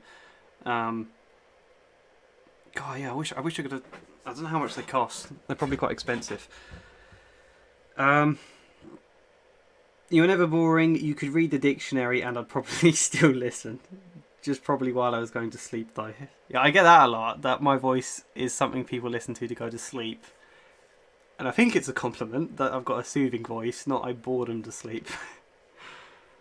Which is nice. Again, like I said, I never knew my voice was nice until I started YouTube. Is there something you'd recommend for a boy who's very introverted to open up a little bit? Not that there's anything wrong with being introverted, but I'd like him to learn to express himself. I guess it depends on the context of that, because you probably don't mean to express himself in a therapy session. You mean to feel comfortable expressing himself to other people. I'm guessing what is meant, or if you mean it to you. I mean, the best thing helping someone to express themselves, I think, is giving them time, showing an interest in them, in the things they might. That was just a burp. Showing an interest in the things they might express when they do. Making sure you're engaged on the rare occasions they do express something, and making that a positive experience for them. Expressing is nice. What I would recommend, I don't know. I mean, confidence it's such a gradual thing to build. It's not a kind of thing I don't think you do as a solid thing you get, and then you're more confident. I think when a person becomes confident in certain relationships, it then hopefully starts to gradually bleed into other ones as well, and start to become more confident there. So I think the best thing yeah, he's helping them be confident with you and hoping the confidence they get there can start to translate. I forgot if I answered the first bit of that question while talking. This is another reason it's bad for me to just ramble without any kind of guideline, is because I completely forget what I've said. I forgot what I was doing before that as well. Oh, yeah, I was answering questions. Your voice still sounds okay. That's good.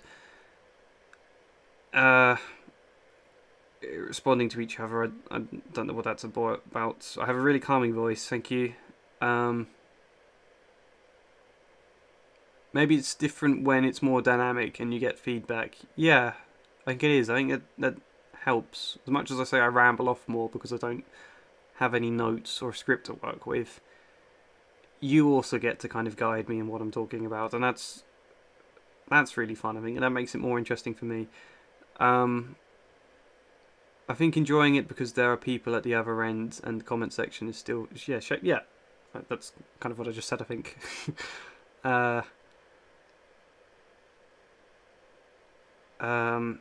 He has the best voice of my YouTube lineup. I love the idea of YouTubers as a lineup, like with tonight's entertainment to be brought out. Just wanted to say that I loved your analysis of Nate. I found it extremely interesting, and the title of your first video actually inspired me to watch the show. Title of my I assume you mean my first video on Ted Lasso, the healthy masculinity one, which is a really fun video to make. And I'm glad you enjoyed the video. That was one I made in a bit of a rush because I've had a lot going on in my life the last few weeks, or generally at the moment, let's say. To be honest, I make all my videos kind of in a rush, in a way, because the amount of time it requires to edit down the audio after recording it, to find all the clips I need to make the video, if it's a proper analysis one rather than just one where Dave's walk goes in the background, for which I'm endlessly thankful to him for letting me use. But if it's one of those ones, the amount of time to edit the actual video on this weak, shaky laptop is so long that I need to get the actual recorded audio done fast, so I don't... And I've gotten used to it as well. Writing scripts, I do scripts most of the time now. Like I say, I veer off them a lot, but I've gotten used to just sitting down, often without any notes, and just writing whatever I think, and doing it in a sort of stream of consciousness way. And I don't often go back and edit the document much. I don't, partly because I don't want my videos to be super refined. I think they're freer. I think they're more relaxed. I think it's good to not try and present something perfect. I think I need to seem imperfect because that helps people question what I'm saying. You know, I might be wrong about everything. I don't want people to take my answers as correct. I just want to share what I think. So yeah, that's one of the reasons I do that. But I've gotten used to, also because of the speed I need to get everything done, just quickly writing them all out and having the deadline. In a stream of consciousness way. I don't know what I was saying to do with that. I've completely forgotten. Yeah, so glad I caught this. Hello, says there's so something. Oh, the something. That was easy to read his name. Hello. It's almost 4 PM here. It's almost 9 PM here. I still need to really stop and eat pasta. I can't seem to stop talking. This is new for me. I love your Ted Lasso video. Thank you. Yeah, I was surprised actually with the Nate one, which was what I was going to say. Oh, that's what I was saying. That because I made it at such speed, I'm never sure if it's good enough. There are a lot of videos I make where once they're done, I then think I could have done this so much better. And that's natural when you make it at this speed, and it's natural because you do doubt yourself a lot. And to an extent that's healthy. I've gotten good at doubting myself without really taking it to heart and feeling bad about it. I just accept it as a thing, I guess, that I could have done this video better. The one I feel like that most with, I think, is The Godfather. That seems to be doing well at the moment, but I reckon if I'd taken a bit more time, I could have got a lot. It's still good, and people still really like it, but I think I could have gone further with it. I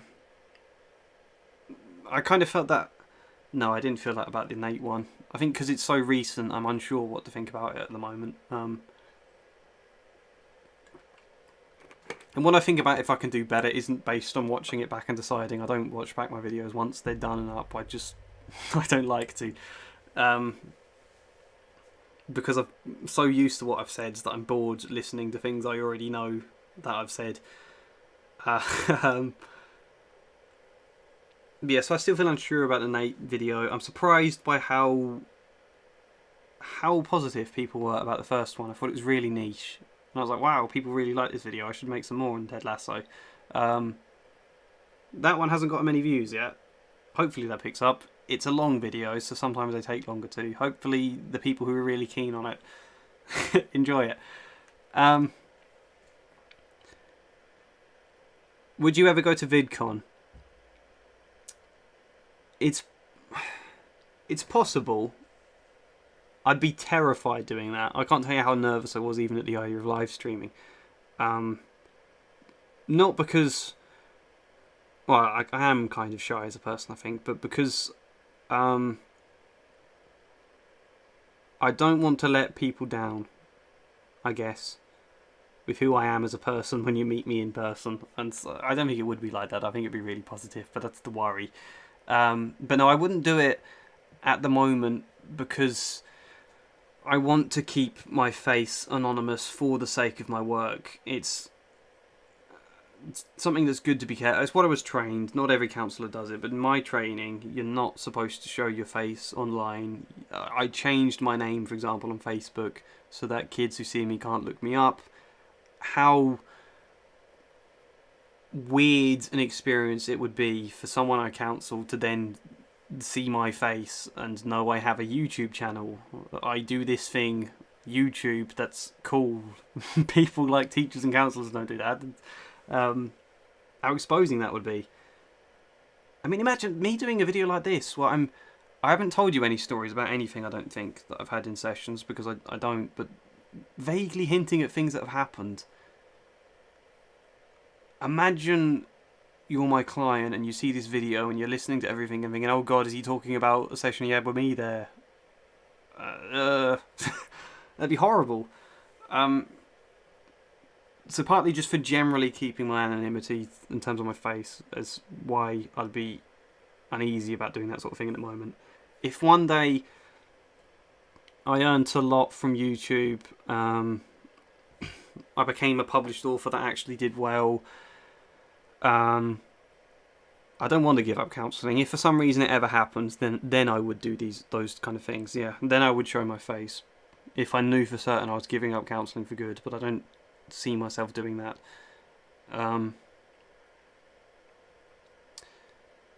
Hope things start calming down in your personal life soon. Sorry it has been chaotic for you. Well, thank you. Chaotic's probably not the word. It's more... It's like knowing there's a storm coming, I think. There's a lot of death going on at the moment. I normally find that when I watch stuff on YouTube, I eventually leave getting drained and exhausted. Your videos are the complete opposite. Like a mental cleanse. Wow. My voice leaves people feeling invigorated. That's a revelation to me. Being unedited means it's much more natural. Yeah, I think that's a good thing about doing it this way as well. I want to be sincere. That's if there's one goal I have doing YouTube, it's to try and be as sincere as I can. And I say as sincere as you can. You're never fully sincere. There's always a little bit of you that wants to be seen and presented well. You can't help it. I hold a lot of that back because it's important to be sincere. And yeah, it's never perfect. There's some things I probably wouldn't say. Like, I'm unlikely to make weird jokes, I think, in my video that I might do in real life because it's just not the general tone of what I'm doing. And those kind of things. So I'm not fully sincere in a lot of ways. I don't talk to you the same I might talk to my friends, obviously. That's not a bad thing. But I like to be as sincere as I can. That's my main goal, I think. To not lose that. because I think sincerity is lacking on social media. I think social media is too caught up with people trying to present themselves well, and I think that's, as a culture, damaging. How suffocating it feels if, culturally, you feel you're under pressure to present yourself all the time. What's wrong with just opening up and being free? And I think the best way to do that is to do it yourself and have the confidence to be yourself, and hope that helps other people feel confident to also be sincere. That was a random ramble. I missed the Nate video. Things you notice about his story that I miss. I liked the Nate video. I can't read. I'm glad you liked it. Does no client of you know about your channel? No. That's partly because I counsel children, so I'd be very surprised if children would be interested in these kind of videos. That'd be weird. But they may get older, and then they may find an interest in these things. And then they may discover this person they had counselling from 5 years ago actually has this world, and that'd feel weird. Or I may go into counselling older people. I mean, I have done a few teenagers, so it's possible they watch these kind of things. But no, as far as I know, no. I think it'd be surprising. I share my first name sometimes when I do on here. My name's Joe. I share that I'm from Britain. I'm from Suffolk. But I don't specify anything else, really. And I think my voice, like I said, without even meaning to, something about talking into a microphone makes me slightly more articulate than normal. So I think my voice, for example, my girlfriend says I sound different in videos. So I think a client, if they did happen to stumble upon these videos, they wouldn't necessarily notice my voice straight away. At least I hope. I think Scarface could be an interesting movie to cover. Bizarrely, I've never seen it. Like I said earlier, it's embarrassing how many few videos I've seen. There's another one there, and then There Will Be Blood. That's a film I'd love to see one day. I think Daniel Day-Lewis is a phenomenal actor. It's a film I mean to see, but I just never found the time. I'm so bad at finding time to watch films. It's odd. Like, in a week, I know I have to work on a video, and sometimes I have to watch a film in order to analyse it to make a video. But somehow watching a film to me feels like not working, and I'm like, oh, I can't devote 2 hours to watching a film, I need to work. Even though that's the work I need to do sometimes. It's odd in that way. That gets in the way sometimes as a result. Kay McLaughlin's off. I'm glad you enjoyed it. Thanks, bye. That sounded oddly insincere when I said that. I mean it though. Thank you. And goodbye. And honestly, your sincerity is one of the main reasons I love your content so much. I appreciate it greatly. Thank you. That's what I aim for. So it is nice to know that I do come across that way, because you can't, like I say, I'm not trying to present myself, I'm trying to be me. So if I do come across as sincere, without meaning to, well, yeah, I do mean to present myself as sincere. Is that presenting yourself? I don't know. That's a question for another day. I'm curious, what inspired you to become a counsellor? Okay, I've always wanted to help people. That's weirdly one of my main always as a kid I wanted to be an author. That's still genuinely my main passion, to become an author. I've always been writing. I do mass loads of it. But even part of that, I think, was the idea of somehow helping people through writing, oddly. Knowing books helped me, wanting to help people that way, I guess. Stories, the power of story. So counselling was partly because of that, because I've always wanted to help people. There came an age where I realised you're not a famous author, you're not likely to become one, you've got to start preparing for a different way to earn money. What other things can I do that fulfills me? So that was part of it. I got to the end of university studying literature, and part of me considered doing a master's in literature, but I was kind of fed up with it by that point. Having to write essays about things I'm not always interested in, having lecturers criticise essays for weird reasons sometimes. Other times praise them for reasons I thought was... Like, I did a creative writing module once. I remember writing a story I really loved. It was a long ballad poem, which was odd. It was an experiment for me trying that kind of thing out. And it got a low mark because the lecturer didn't like the rhythm of it. And so I then followed it up by writing an absolute shite story about the sort of things he loved, and it got a massively high mark. And as at that point I thought, I don't want to do this anymore. Also, I went to a talk about doing a master's in literature, and when it got to the Q&A and no one said anything, it was like, do you have any questions? No one spoke. And the joke, the guy doing the talk about studying literature as a master's was, he said, aren't you going to ask how depressed you're going to be? So I was like, no, I'm done with this now. I'll study counselling instead, because I had a counsellor. I was massively depressed when I was about...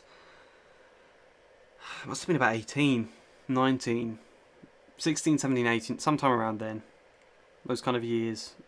And I had a really positive experience with a counsellor. And I guess I just wanted to kind of give that to other people. And I guess I realised it's the sort of thing I might be good at. I'm a good listener. Maybe this will work. I was a bit nervous going into it because I'd never studied psychology, but... And I asked that in my interview to get onto the course. I said, is it okay, I've never studied psychology, I've only done literature? And she said, to be honest, studying literature was probably better. Sometimes when people come in from psychology, they're a bit too intellectual about the work rather than human, Literature's good for that. You get to explore characters. Which, surprise, surprise, is a lot of what I do on this channel. And you get to empathise with characters without having to intellectualise necessarily. So that's why I became a counsellor. I hope that was an answer. Basically, I then took a plunge and started training and discovered I loved it. And that was a spot of luck. That was the last question there. I think part of it is that films and TV don't show stuttering and fluffing lines, etc. So we think that's what life is, but really, warts and all is real. Yeah, I mean, I kind of genuinely enjoy it when you do occasionally get films where lines are written deliberately slightly off, or sometimes on the rare occasions you watch something and there's a line where they do stutter a bit and it's left in. It's somehow nice. But normally it's just in a script where they've deliberately written it so the character says something in a more naturally rambling way, and that's how they act it out. But I like that when it's not perfectly worded phrases that hit all the time. You need that to an extent in a drama, but it's also nice for that reason when it feels more sincere. Yeah, it's one of the things that's great about podcasts, I guess. Two people having a sincere discussion. Although I don't listen to many podcasts, I don't tend to find much time. When I listen to things, it tends to be audiobooks. Did you set out with the idea of counselling children as the goal, or did it evolve into that at some point? No, I didn't. Bizarrely, because I when I went into counselling, I had very few experiences with young children, and I don't have any myself. I don't have friends who have children. Well, I do now, but I didn't at the time. I wasn't used to interacting with children. I thought I'd be more comfortable doing adult ones, but I must have been 20, 21 at the time I got onto that training, and my lecturer was like, look, you're still young yourself. You're probably better doing people who are younger than you at the moment. It'd be weird, for example, a 20-year-old doing marriage counselling, wouldn't it? And so, yeah, that was partly. It was also because that was the training speciality with children. And so I started that and discovered, yeah, I may not have had much contact with children in the past, but it doesn't mean I can't do well at this. I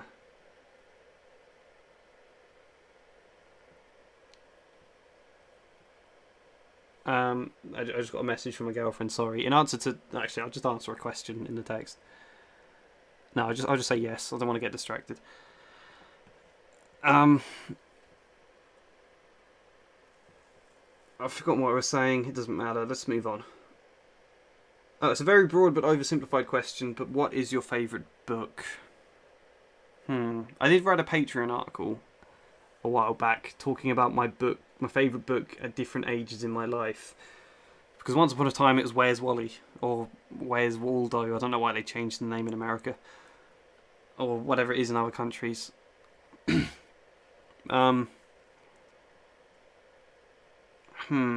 I've got a book of Rumi's poetry that I really like. That's a big one. It sticks with me. The story, there's a book by Italo Calvino called Our Ancestors, and it's actually 3 stories in one, but the story in that, The Baron in the Trees, is one that always sits with me, because at the time I read it, it was had a massive effect on me. Somehow it became a goodbye to childhood for me, but somehow it also became... It's a story about this boy, this baron, in the 1700s I think it is, who decides on a random childish rebellion against his parents that he's going to now live up in the trees of this forest, and he's never going to touch the ground again. And I say childish rebellion because that's what they think it is at the time, but it's something he sticks to for the rest of his life, never touching the ground. And that's a wonderful metaphor in its own sense. It's a wonderful story. I don't know if I would find it as powerful if I read it again now at this stage of my life, but at the time it really hit me. Let's get back to doing this, because I do need to go to bed at some point, and I need to talk to my girlfriend. I haven't talked to her much tonight. Mood lights. I'm going to put it in the middle because I don't have any, and I wish I did. They're really good. Well, actually, one of the rooms I use has them, but I don't in my other ones. And they're just a good thing to have there. I'm going to put it in the middle because you don't necessarily know its effect. It's not like a child goes, mood lights are really useful for this. You feel like they are.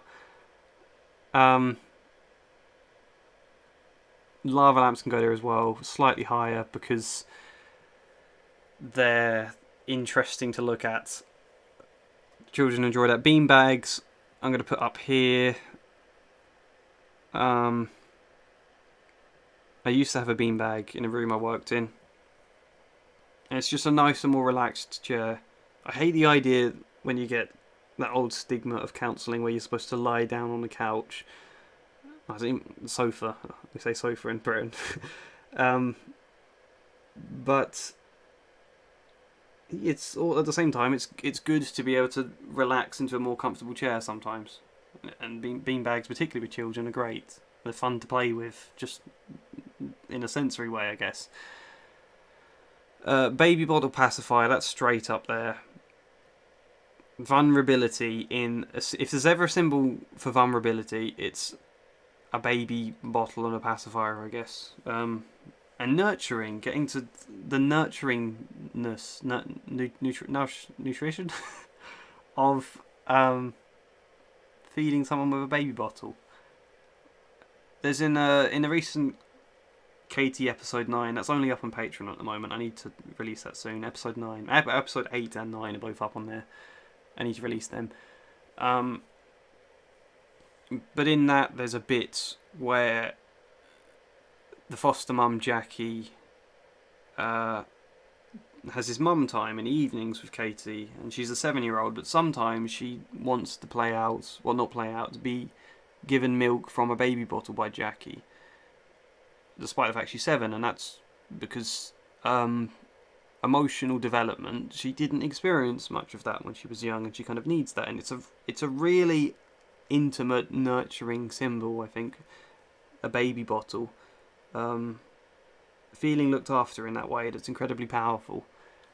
Or them looking after you being a baby, and them feeding you a bottle and getting to imagine a nurturing good side to them, that they can look after things and help things grow. That's good for that kind of way. And vulnerability as well, yeah.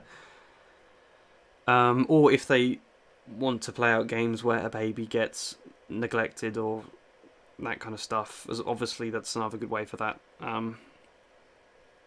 Squeeze toys, I kind of want to put it in the middle because it's hard to judge the value of sensory stuff in a way. I know they're important, but you don't necessarily tell with kids how good they are, you know? I could put it in the top. No, I'm going to put it there. They're just really fun to play with. It doesn't matter how old you are. Same with fidget toys. The squeeze toys I think are better because you can somehow get more anger out in a thing you squeeze, I think. Slime, in a way, brilliant because it's the thing for making a mess. In another way, like glitter, it can be a bit of a hassle. No, it's not as much. Alright, we'll put it in the middle. Yeah. Blankets, that's going up there. It's good to have a blanket for reasons of if they're in a baby bottle mood. That's not how you say the thing. What am I trying to say? A nurturing, comforting thing to wrap over yourself. That can be important. It's also a thing to hide behind. It's a thing for playing games of pretending to be asleep. Disappearing stuff under it. Blankets are brilliant for that. They're easy to get. They're easy to put somewhere folded up. They're really good.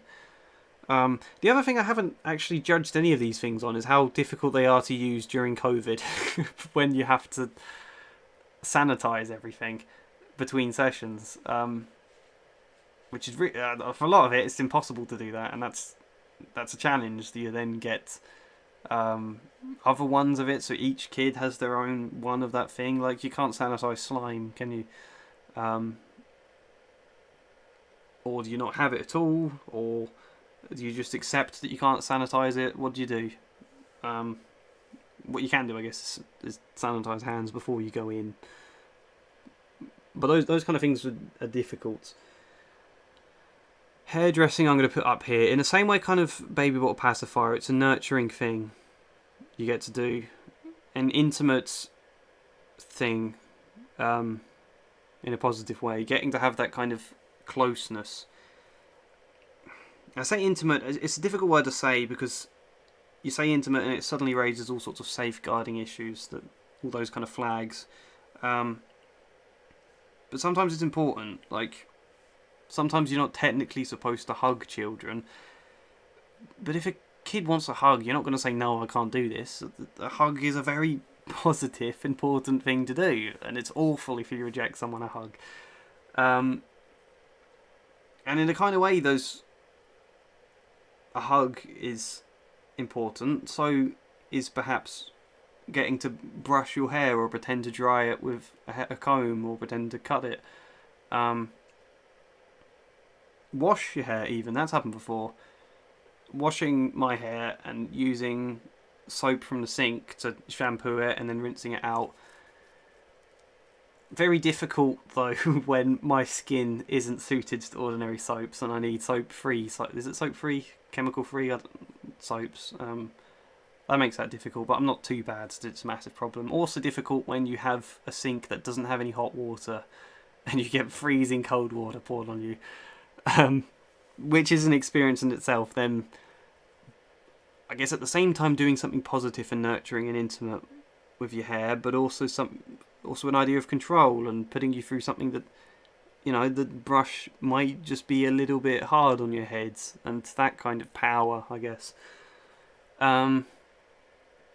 Teddies. Oh, I'm just aware there's so much in this category. I'm going to put them here. In the same baby bottle blankets way, it's good to have some teddies. They're also good for games. They're great for hugging. Sometimes children bring their own ones in, and that's even better. Let's answer a few more of the chat. I think a 20-year-old doing marriage counselling could have been pretty interesting. I mean, I'd have never felt comfortable doing it when I think about it. It would be really difficult.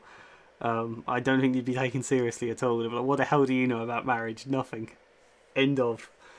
As a counsellor, what's your opinion on stoicism?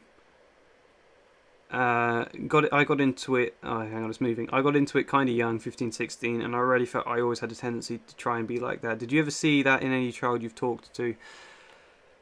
I mean, you don't often discuss philosophy with children, not the ones my age. You would do, I think, more with slightly older children. That's probably quite common then.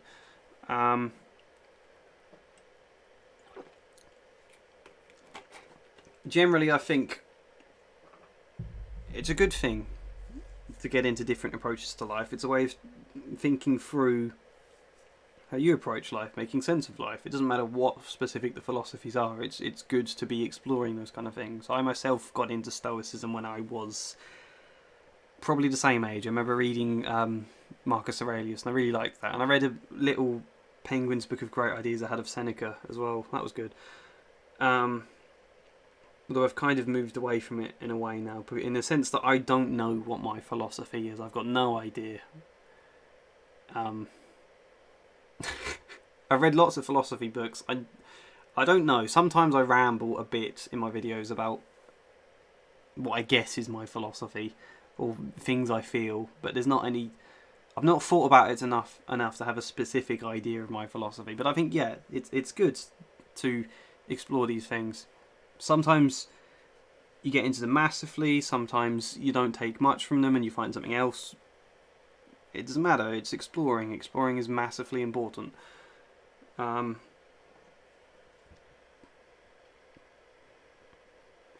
the US, couch and a sofa is two different pieces of furniture. Sofa is smaller and more cushioned, like a love seat. I don't know what a love seat is either. And couch is more spacious and family fitting in mind. That would be a sofa, I guess. Yeah. Oh, do you mean like an armchair? As the first one. That's what we'd call it, I think. Really. As someone with Asperger's, I've always been drawn to sensory items. Yes, that's another good thing before. Particularly good in those sorts of clients or kids. I don't tend to use the word clients. I was wondering if maybe you had any recommendations for people who wanted to learn more about child psychology but aren't mental health professionals. The psychology itself, I mean, there's lots of books I have. I don't know what a good kind of just general one is, if you're not familiar with it. Oh, this might be a good recommendation actually. Inside Lives by Margaret Waddell. Something like that. I can't remember her name. Inside Lives, that's what it's called. You'll find it if you Waddell, like WADDELL, I think, or it might be 1D. That's a really good book that just kind of charts the life of a human from before birth even, but through birth, what they are at a certain stage of life, what they are at the next stage of life, kind of feelings and behaviours they might be exploring, all those sorts of things. It's a useful book that's not too hard to read if you don't know anything, I think. That's a suggestion off the top of my head. I'd have to think about it more and probably come with a lot of recommendations. Actually, what I'd have to do is go out the room and look at my bookshelf. So maybe that's something better for me to put in a comment once I've done that.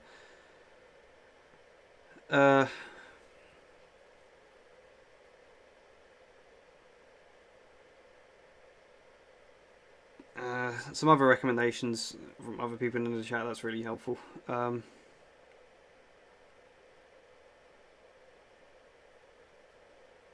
A love seat is a two-person sofa. I don't know.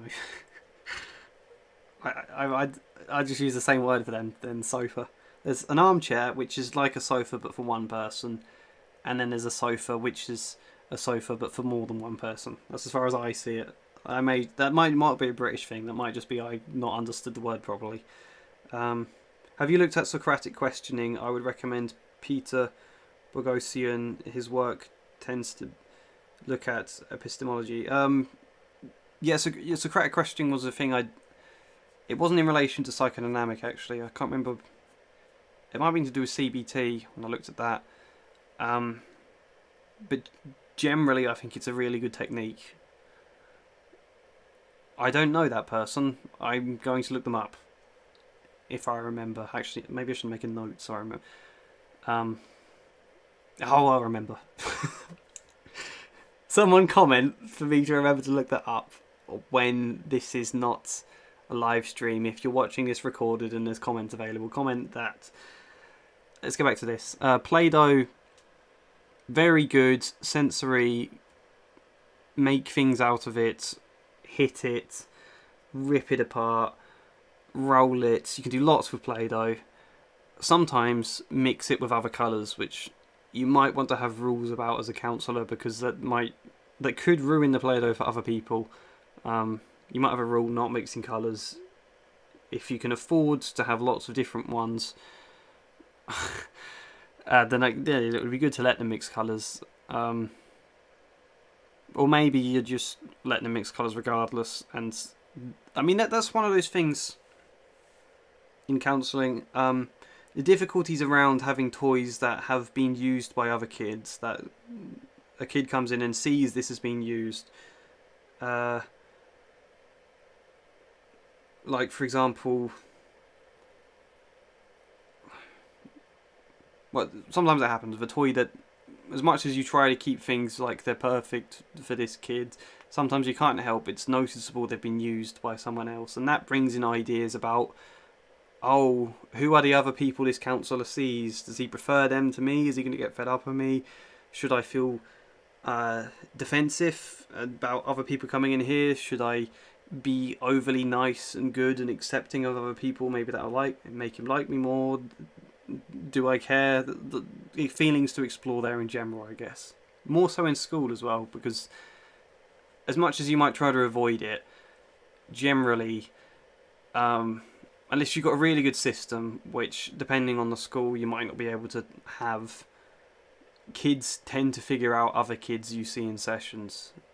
And that can bring up things. It can bring up sibling rivalry. My dissertation I wrote was to do with sibling rivalry in the context of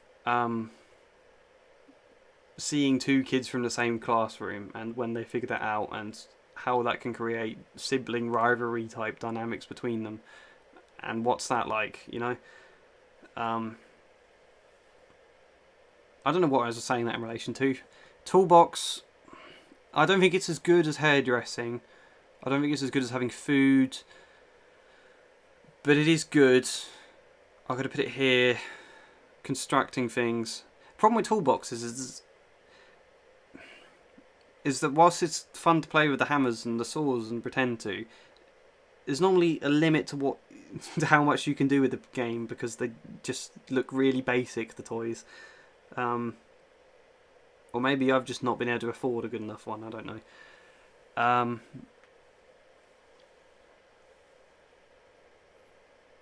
Off the back of Stoicism question, what's your opinion on cognitive behavioural therapy? I was depressed for most of my life, and after 1.5 years of therapy, I was consider myself cured. I never used the word cured, but that's brilliant, obviously. That's great. I'm guessing what you mean is you had CBT in that context. I think CBT is really good for certain things, but I also think, because it tends to be the quickest type of counselling, it doesn't need so long-term work. Well, I mean, it's ideal if you can get it, but CBT is more of a sort of thing, if you only had it for 6 weeks, it's likely to have more effects than only 6 weeks of psychodynamic counselling or something. Because of that, because it's easier to train, that might be unfair. Either because it's quicker, because there's a big talk about it, the easy of that. It tends to be the thing that gets pushed most and is most available. Like, and I think it's changing a bit now, but that would be the most likely counselling you'd find, for example, that they'd pay for in the school, because you can go through lots of people. But I think it's only ideal for certain situations, CBT. And it's good if a counsellor knows CBT as well as other things, because then they can judge when it might come in handy, and they can use some of those techniques. Yeah, so in certain situations, brilliant. I don't like how it gets pushed as the main counselling for everyone. because it shouldn't be. I don't think there is a main counselling at everyone. I think it's best when counsellors know lots of different approaches and can pull them all in. I still need to learn lots more. That's still my personal development going on. Foam swords. It's going right up here. Somewhere. If we're talking about aggressive stuff, that's a great one. Getting to pretend to kill you. Cut your head off, then cut your limbs off, then cut everything about you up until you're hopeless and broken and there's nothing of you left. Also, they're really fun. Sometimes it's good to just do a thing that feels fun for kids, you know? And you get to do the work while you're having fun, but fun in itself is an important thing. You can do lots of other things with foam swords, I think, as well. Like, you can use them to play golf. If you have a ball that you can hit with them. You've got to be careful though with foam swords. I bought one. I'm holding it now as I say this because it seems to be right next to me. It's a Minecraft sword, foam sword, because I thought it'd be brilliant. Kids love Minecraft. But I got it. It's quite expensive. It's really hard. If I got hit with this, it would really hurt. So I don't use it, which is really disappointing. It's really solid foam. And it's big as well. It's quite heavy. A smack of that would genuinely hurt, so I can't use it, which is really annoying. So normally the foam swords I use are ones... They're always a bit cheap and they always break easily. It's really annoying trying to get a good foam sword, so I just bought a bulk load of them. It's an ongoing quest of mine to find really good foam swords that don't break easily and aren't going to hurt. Because I mean, that'd be the worst thing if you hit a child and hurt them. That's not great. That's not great for counsellors to do.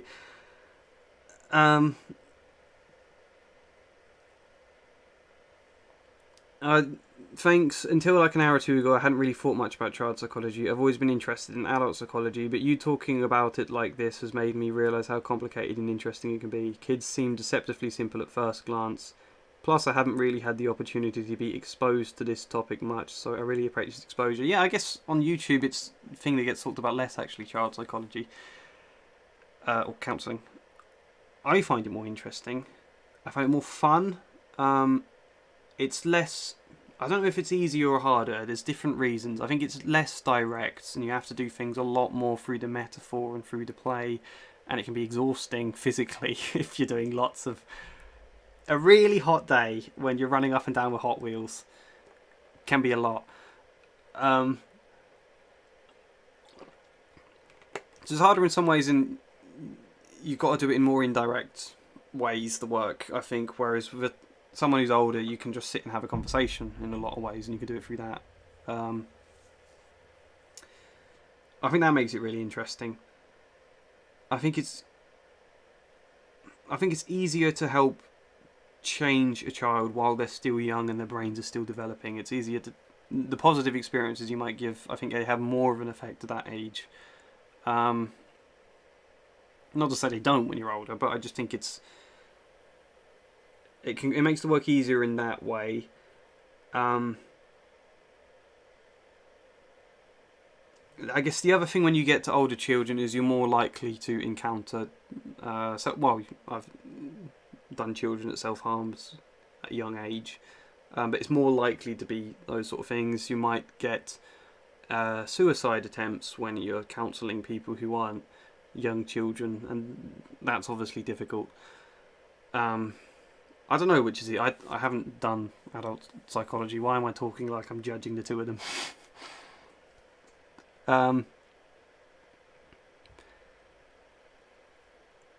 Colin says, "What's up, Joey?" Hi, Colin. Glad you're here. Colin is from the Discord server, which I really need to promote again.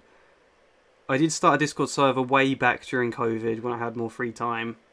And I ended up neglecting it when everything piled up. And I want to be on it more. I really miss that Discord server. And because I haven't been on it, I haven't really advertised it, given it as a link for any new people to join. And I need to start doing that again. I'll get some foam diamond armour then, in response to the foam sword, yeah. That would have helped. This is by far the most modest cam show I've ever seen. I mean, you're not seeing me. There isn't the camera, really. Now I want to see that channel do a sharpest foam knives video. Worked at a store that sold foam swords, and we could not keep that section clean. Not just the kids either. Yeah, foam swords are great. I can remember doing that when I was young, going into like a Hawkins Bazaar and having foam swords and just playing about with them in the shop. I don't like child psychology in the sense that it is stressful working with parents. That's another good point. That's something that makes child counselling difficult. Some parents don't want to work with you, so you can only go so far in the progress. You have to do a lot more work with the network around the child, particularly in a school, because then you're interacting with the teachers a lot too and how they feel about them. I mean, a lot of the work is that, in a sense. It's not just you working with the kids, it's helping the people around them to be able to be more positive in their interactions with the kids and repairing whatever difficult relationships there are between them. You don't... It's difficult to do that when you're only counselling the child, but you try to. And that's a really difficult skill. That's the hardest thing about it, I think, actually. Yeah,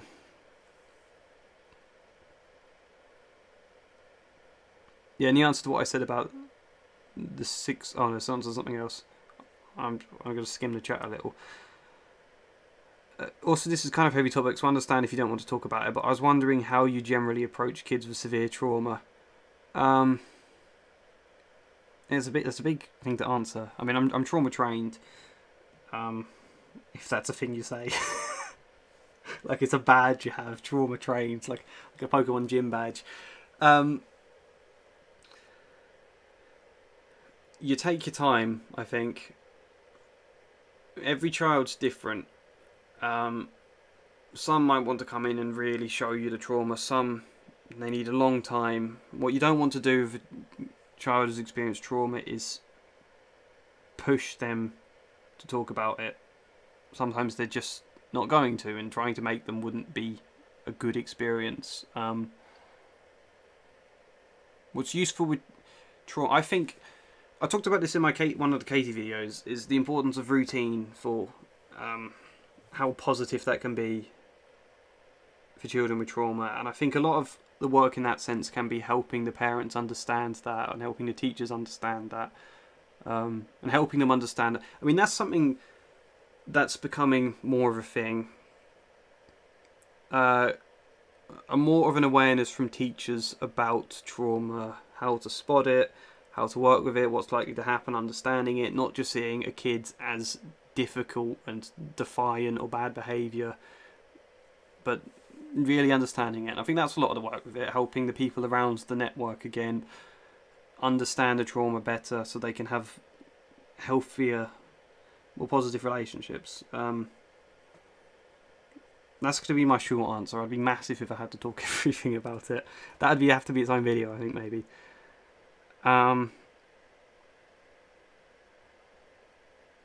I guess our mind's not yet set when we're younger. We're more malleable, which is why we're so vulnerable to problems later in life if we have developed in an unnormal environment. Yeah, I mean, that's, like I say, that's why I like working with children particularly, because you are more malleable. That makes it sound like you're crafting and moulding them yourself. You're not, but I mean, they're more able to take on new experiences. It's easier in that way. They're still developing, therefore you can help the development much easier. This is a very good live stream, thank you. I've never done it before. I've got to get to work, have a good one. Man, proud of you for 100k. Told you you'd get there. He did. When I was really, really small channel, Colin there, who used to comment on my videos when I was from pretty much the beginning, and then I met him on the Discord server when it started, and he's a good friend. Yeah, he always said I'd reach 100k, and I never believed him. And here we are. Narcissistic parents make me want to gouge my eyes out.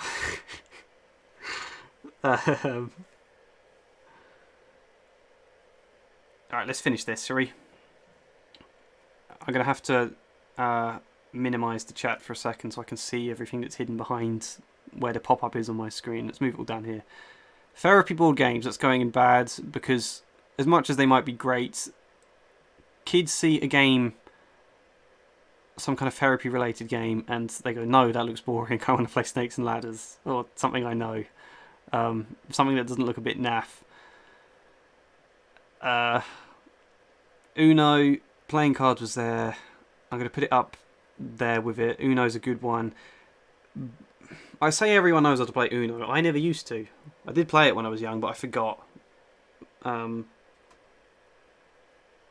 It's good because it's a directly competitive one in a really interesting way, and you get to throw out all sorts of surprises.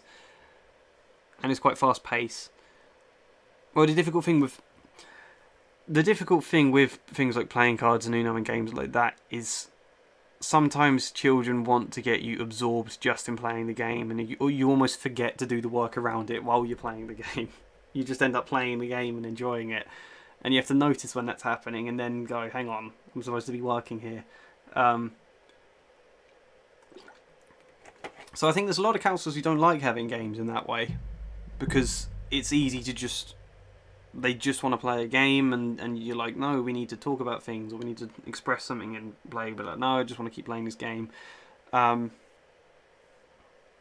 I don't mind that. I mean, if that's what they're comfortable doing at the moment, then that's fine. We'll play the game, and you've still got to find ways to do work during that, and to help them understand it's not, for example, scary to think about things and talk. Sometimes children coming in, I mean, it's quite common. In the first load of sessions, they might just want to play the games because they're uneasy about having to talk about feelings, having to do that kind of stuff. So they want to keep you absorbed in fun. And sometimes you get kids who don't let you get a word in edgeways. They're keeping you wrapped up in this whirlwind of fun because they don't want the questions, the thinking to happen. And yeah, that's difficult, but I think it's better to work with that than just ban the toys. Competitive games, but because of that, it makes me kind of want to put them in here, because it can be difficult in that way, but I don't think that's fair at the same time. I just don't have enough in this category. Competitive games, no, they're good. They're very good. I talked about that earlier when I was saying about playing cards, so I'm not going to bring it up again. Blob cards, yes. Don't know if you know what blob cards are. How do I explain them? They're cards with pictures of characters that are called the blobs, and each card is a different emotion. They don't have any words on them, it's just a face. And so one of them looks confident, one of them's... I've run out of emotions after confident. Oh dear, I'm getting tired. Lots of different ones, and I mean lots of really specific ones, and that's what's really good about them. And sometimes it's fun just to go through them, and like sometimes kids just enjoy that without any input from me, without any me suggesting it. I mean, they just want to go through the cards and they suggest what each emotion for each one is, and that's quite interesting. Or sometimes they pick out the ones that they feel, and you learn a lot from that, in a very less direct, more metaphorical sense. Sometimes just going, boom, this picture, this is me. It's massive. Football, I'm going to put this... I should put it in the best. I'm going to put it in the middle because you can't... Because I'm judging these also not just how useful they are, but how easy it is to use, how possible. Some counselling rooms you just can't have a football, even if it's a soft one necessarily, because... for example, if you're counselling in a room that's right next to a classroom and it's a very thin wall, and every time they kick the ball they're going to hear doom against the wall, that's difficult and that's going to disrupt the class. And you can try to maybe have a rule about not kicking it at that wall, but it's still going to happen whether intended or not. And then you get in trouble by the teachers and you have to explain, no, it's a good thing to do. But well, that's what I assume. I've never had that happen actually. The only times I've had a football are when it's been in specific rooms where there's already a football there, and it's been really good. Sometimes you get to go outside and play football, but it's difficult doing that in school because you don't want to get all over the place. The room itself is contained. Metaphorically, that's an interesting experience in itself. Escaping this safe, contained room, is that good? Is it scary? Should I be letting them? Is them letting me go out of this room? Is that them not keeping me contained? Those kind of feelings. Let's explore them a bit. Football is great because it's a very physical thing. You get a lot out when you kick a ball. It's a thing you can do while talking. It's physical. I haven't talked enough about the positive effects of just getting physical expression and putting all your feelings that just burst out of you when you're doing something physical. Like foam swords. Sword foams. Football's really good for that. I was going to say another point about it, but I've forgotten. Toy guns, if foam swords are up there, toy guns are going to be 2, but I think toy guns are slightly less good because they're slightly less physical. Sometimes you sit more and shoot. Sometimes they're both better and worse because if it's a toy gun in a sense, I don't mean like a BB gun or an airsoft gun because that's too dangerous. I just mean like a toy gun where you pretend to fire, and you make the noise yourself. That's both good and bad because you might get into situations where it's not clear who's hit who. And they might say, I just hit you, you got to react. Or you might hit them and they go, no, it didn't hit. And that makes it harder, but it also makes it more interesting because you then get to explore those kind of situations. That's something... That's one of the reasons play, just break time, when you're a child is so important because you get to explore all those sorts of social dynamics with another person and learning how to handle them and what they are. Those kind of experiences. And you have little arguments like that during play. So much in it. Cooperative games, where do I put competitive games? This is going to go with it. It's also good. You need both. Top trumps. In a way, I prefer it to playing cards. I prefer it to Uno. This scrolls. Is this all still on the screen, by the way? I don't know if any of this is... There, it is all there. Okay. Top Trumps is a simple one. It's straightforward. Most kids know how to play it. You sometimes get the fun of if it's a Top Trumps they know about. I don't know. What's a cartoon that kids watch nowadays? I assume there's not a Peppa Pig Top Trumps. That'd be awful. Whatever it is, Marvel Top Trumps, there we go. You also get interesting pictures where you can get into conversations about which ones are like them, which one's their favourite, that stuff. Archetypes. I mean this in a sense of, like for example, I've got ones by Caroline Miss. It's a pack of cards that have different archetypes on them, and there's a lot of them. And normally they're just used again like the blob cards where you can explore which ones I am, what are other ones like, which ones are people I know. That's another good one as well. Which ones are mum, which one's dad, which ones are my annoying brother. But I think blob cards are better because they don't have words, because that opens up so much more space metaphorically. So I'm going to put that here. And that's everything. We did it. It's almost 10. I still haven't eaten properly. I need to finish soon.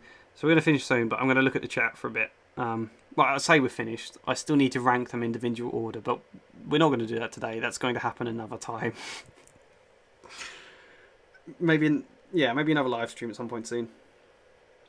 I think I've missed a lot of comments because I talked for a bit. It's 4:30 in the morning. I genuinely haven't stayed up this late in a very long time, but this has been so interesting that I don't find myself in the least bit tired. I can't imagine staying up that late. I'm sorry. I'm sorry if I've done that to you. I'm glad you're enjoying it though. Yeah, honestly, I haven't enjoyed a live stream like this in a long time. Thank you so much for doing this. You're very welcome. Would you rather work with a child with massive issues you think are difficult to resolve, or a child with minor issues you think are overcomable?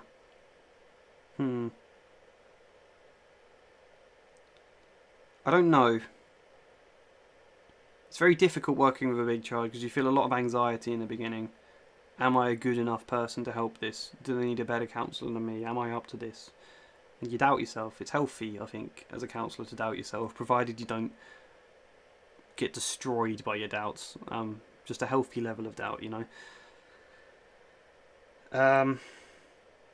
It's a lot more rewarding in the end, I think, if it goes well. Sometimes you don't feel like you've necessarily gotten that far, which sometimes is, again, because you're hard on yourself with doubts. It's common with me, I think. I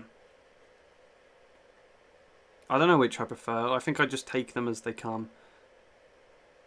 I think it's good to have a mix. You don't want two very explosive types of children in a row. Something I always found fitting is a child I used to see once. It was all over the place, massive explosions of a person. And always after his sessions, I was really, really hungry. Always. Didn't matter what I'd eaten before. And that in itself is just an interesting kind of transference experience to make sense of. What does that mean, you know? This is more than a coincidence. This is something meaningful. I hope that answered the question. I've forgotten what I said. What's the Discord server, by the way? Where can I find it? I'm going to promote it more soon, so I'm going to start putting links in places. Well, actually, I'm going to check with the people in the server if they're okay with me promoting it more again. I think they'll definitely say yes, because there's not enough people in it. But yeah, the links will come. I'll put them out somewhere soon.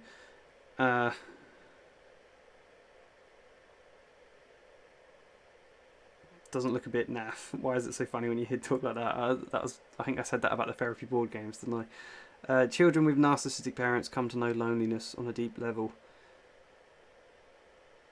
I think we've got nowhere to be tomorrow. Good for you. Oh, there's people talking to each other.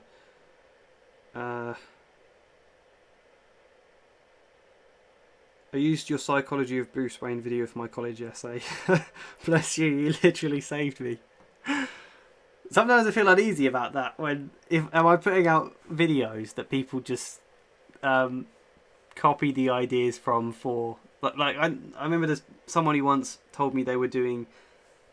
they had to do an essay on Spirited Away, and they asked me a few questions about what does this stuff mean in the film. And a bit of me feels uneasy, like giving them my answers when they should be thinking for themselves, and the power of learning to think and develop. But at another point, I think hopefully I'm promoting thought in what I'm doing. And also college is hard enough as it is, isn't it? Let's be honest. What's wrong with getting a bit of help sometimes?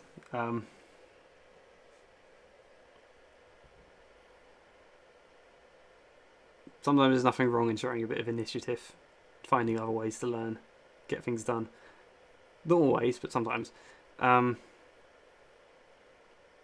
maybe that's the two main things you learn from school, apart from the important social interactions, is one, learning how to work hard at things you don't want to do, which is incredibly hard when you're a child, and two, finding initiative and clever ways to get around to working as hard. No, that's a really... I'm half joking there. So a lot of kids I've watched TV with do the whole "this character is me, that one is you" kind of commentary. Is that pretty much across the board, or is it just generally kids in my area? I don't know, because I don't watch TV with kids in sessions, and I don't know any other younger kids I do watch TV with. They sometimes talk about their favourite shows and which ones are like them. I don't think it's necessarily across the board. I think it's a comforting thing. Not comforting, it's a nice thing. Not nice. It's a thing. To be able to relate these characters you're coming to like and be able to relate them back to your life and to you. You get something in that kind of connection. I think it's a good thing. Good thing. That's the word I was looking for. Good. Plagiarism, the highest form of flattery. Thank you. Yeah, I guess that's true. I don't know if anyone copies my videos or not. Is that a thing? Probably not.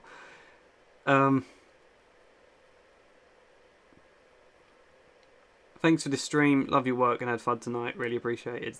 You're very welcome. I'm going to end it here. It's almost 10 o'clock, I think, or I'm going to end it in a second. How do you wrap up a live stream? How do I even stop it? I don't know. What do I click? Glad you all enjoyed it. I had fun.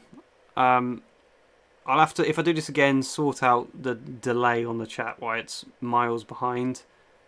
32 viewers at the moment. It says 68 likes. £2 in chat revenue. Thank you to Kirsty.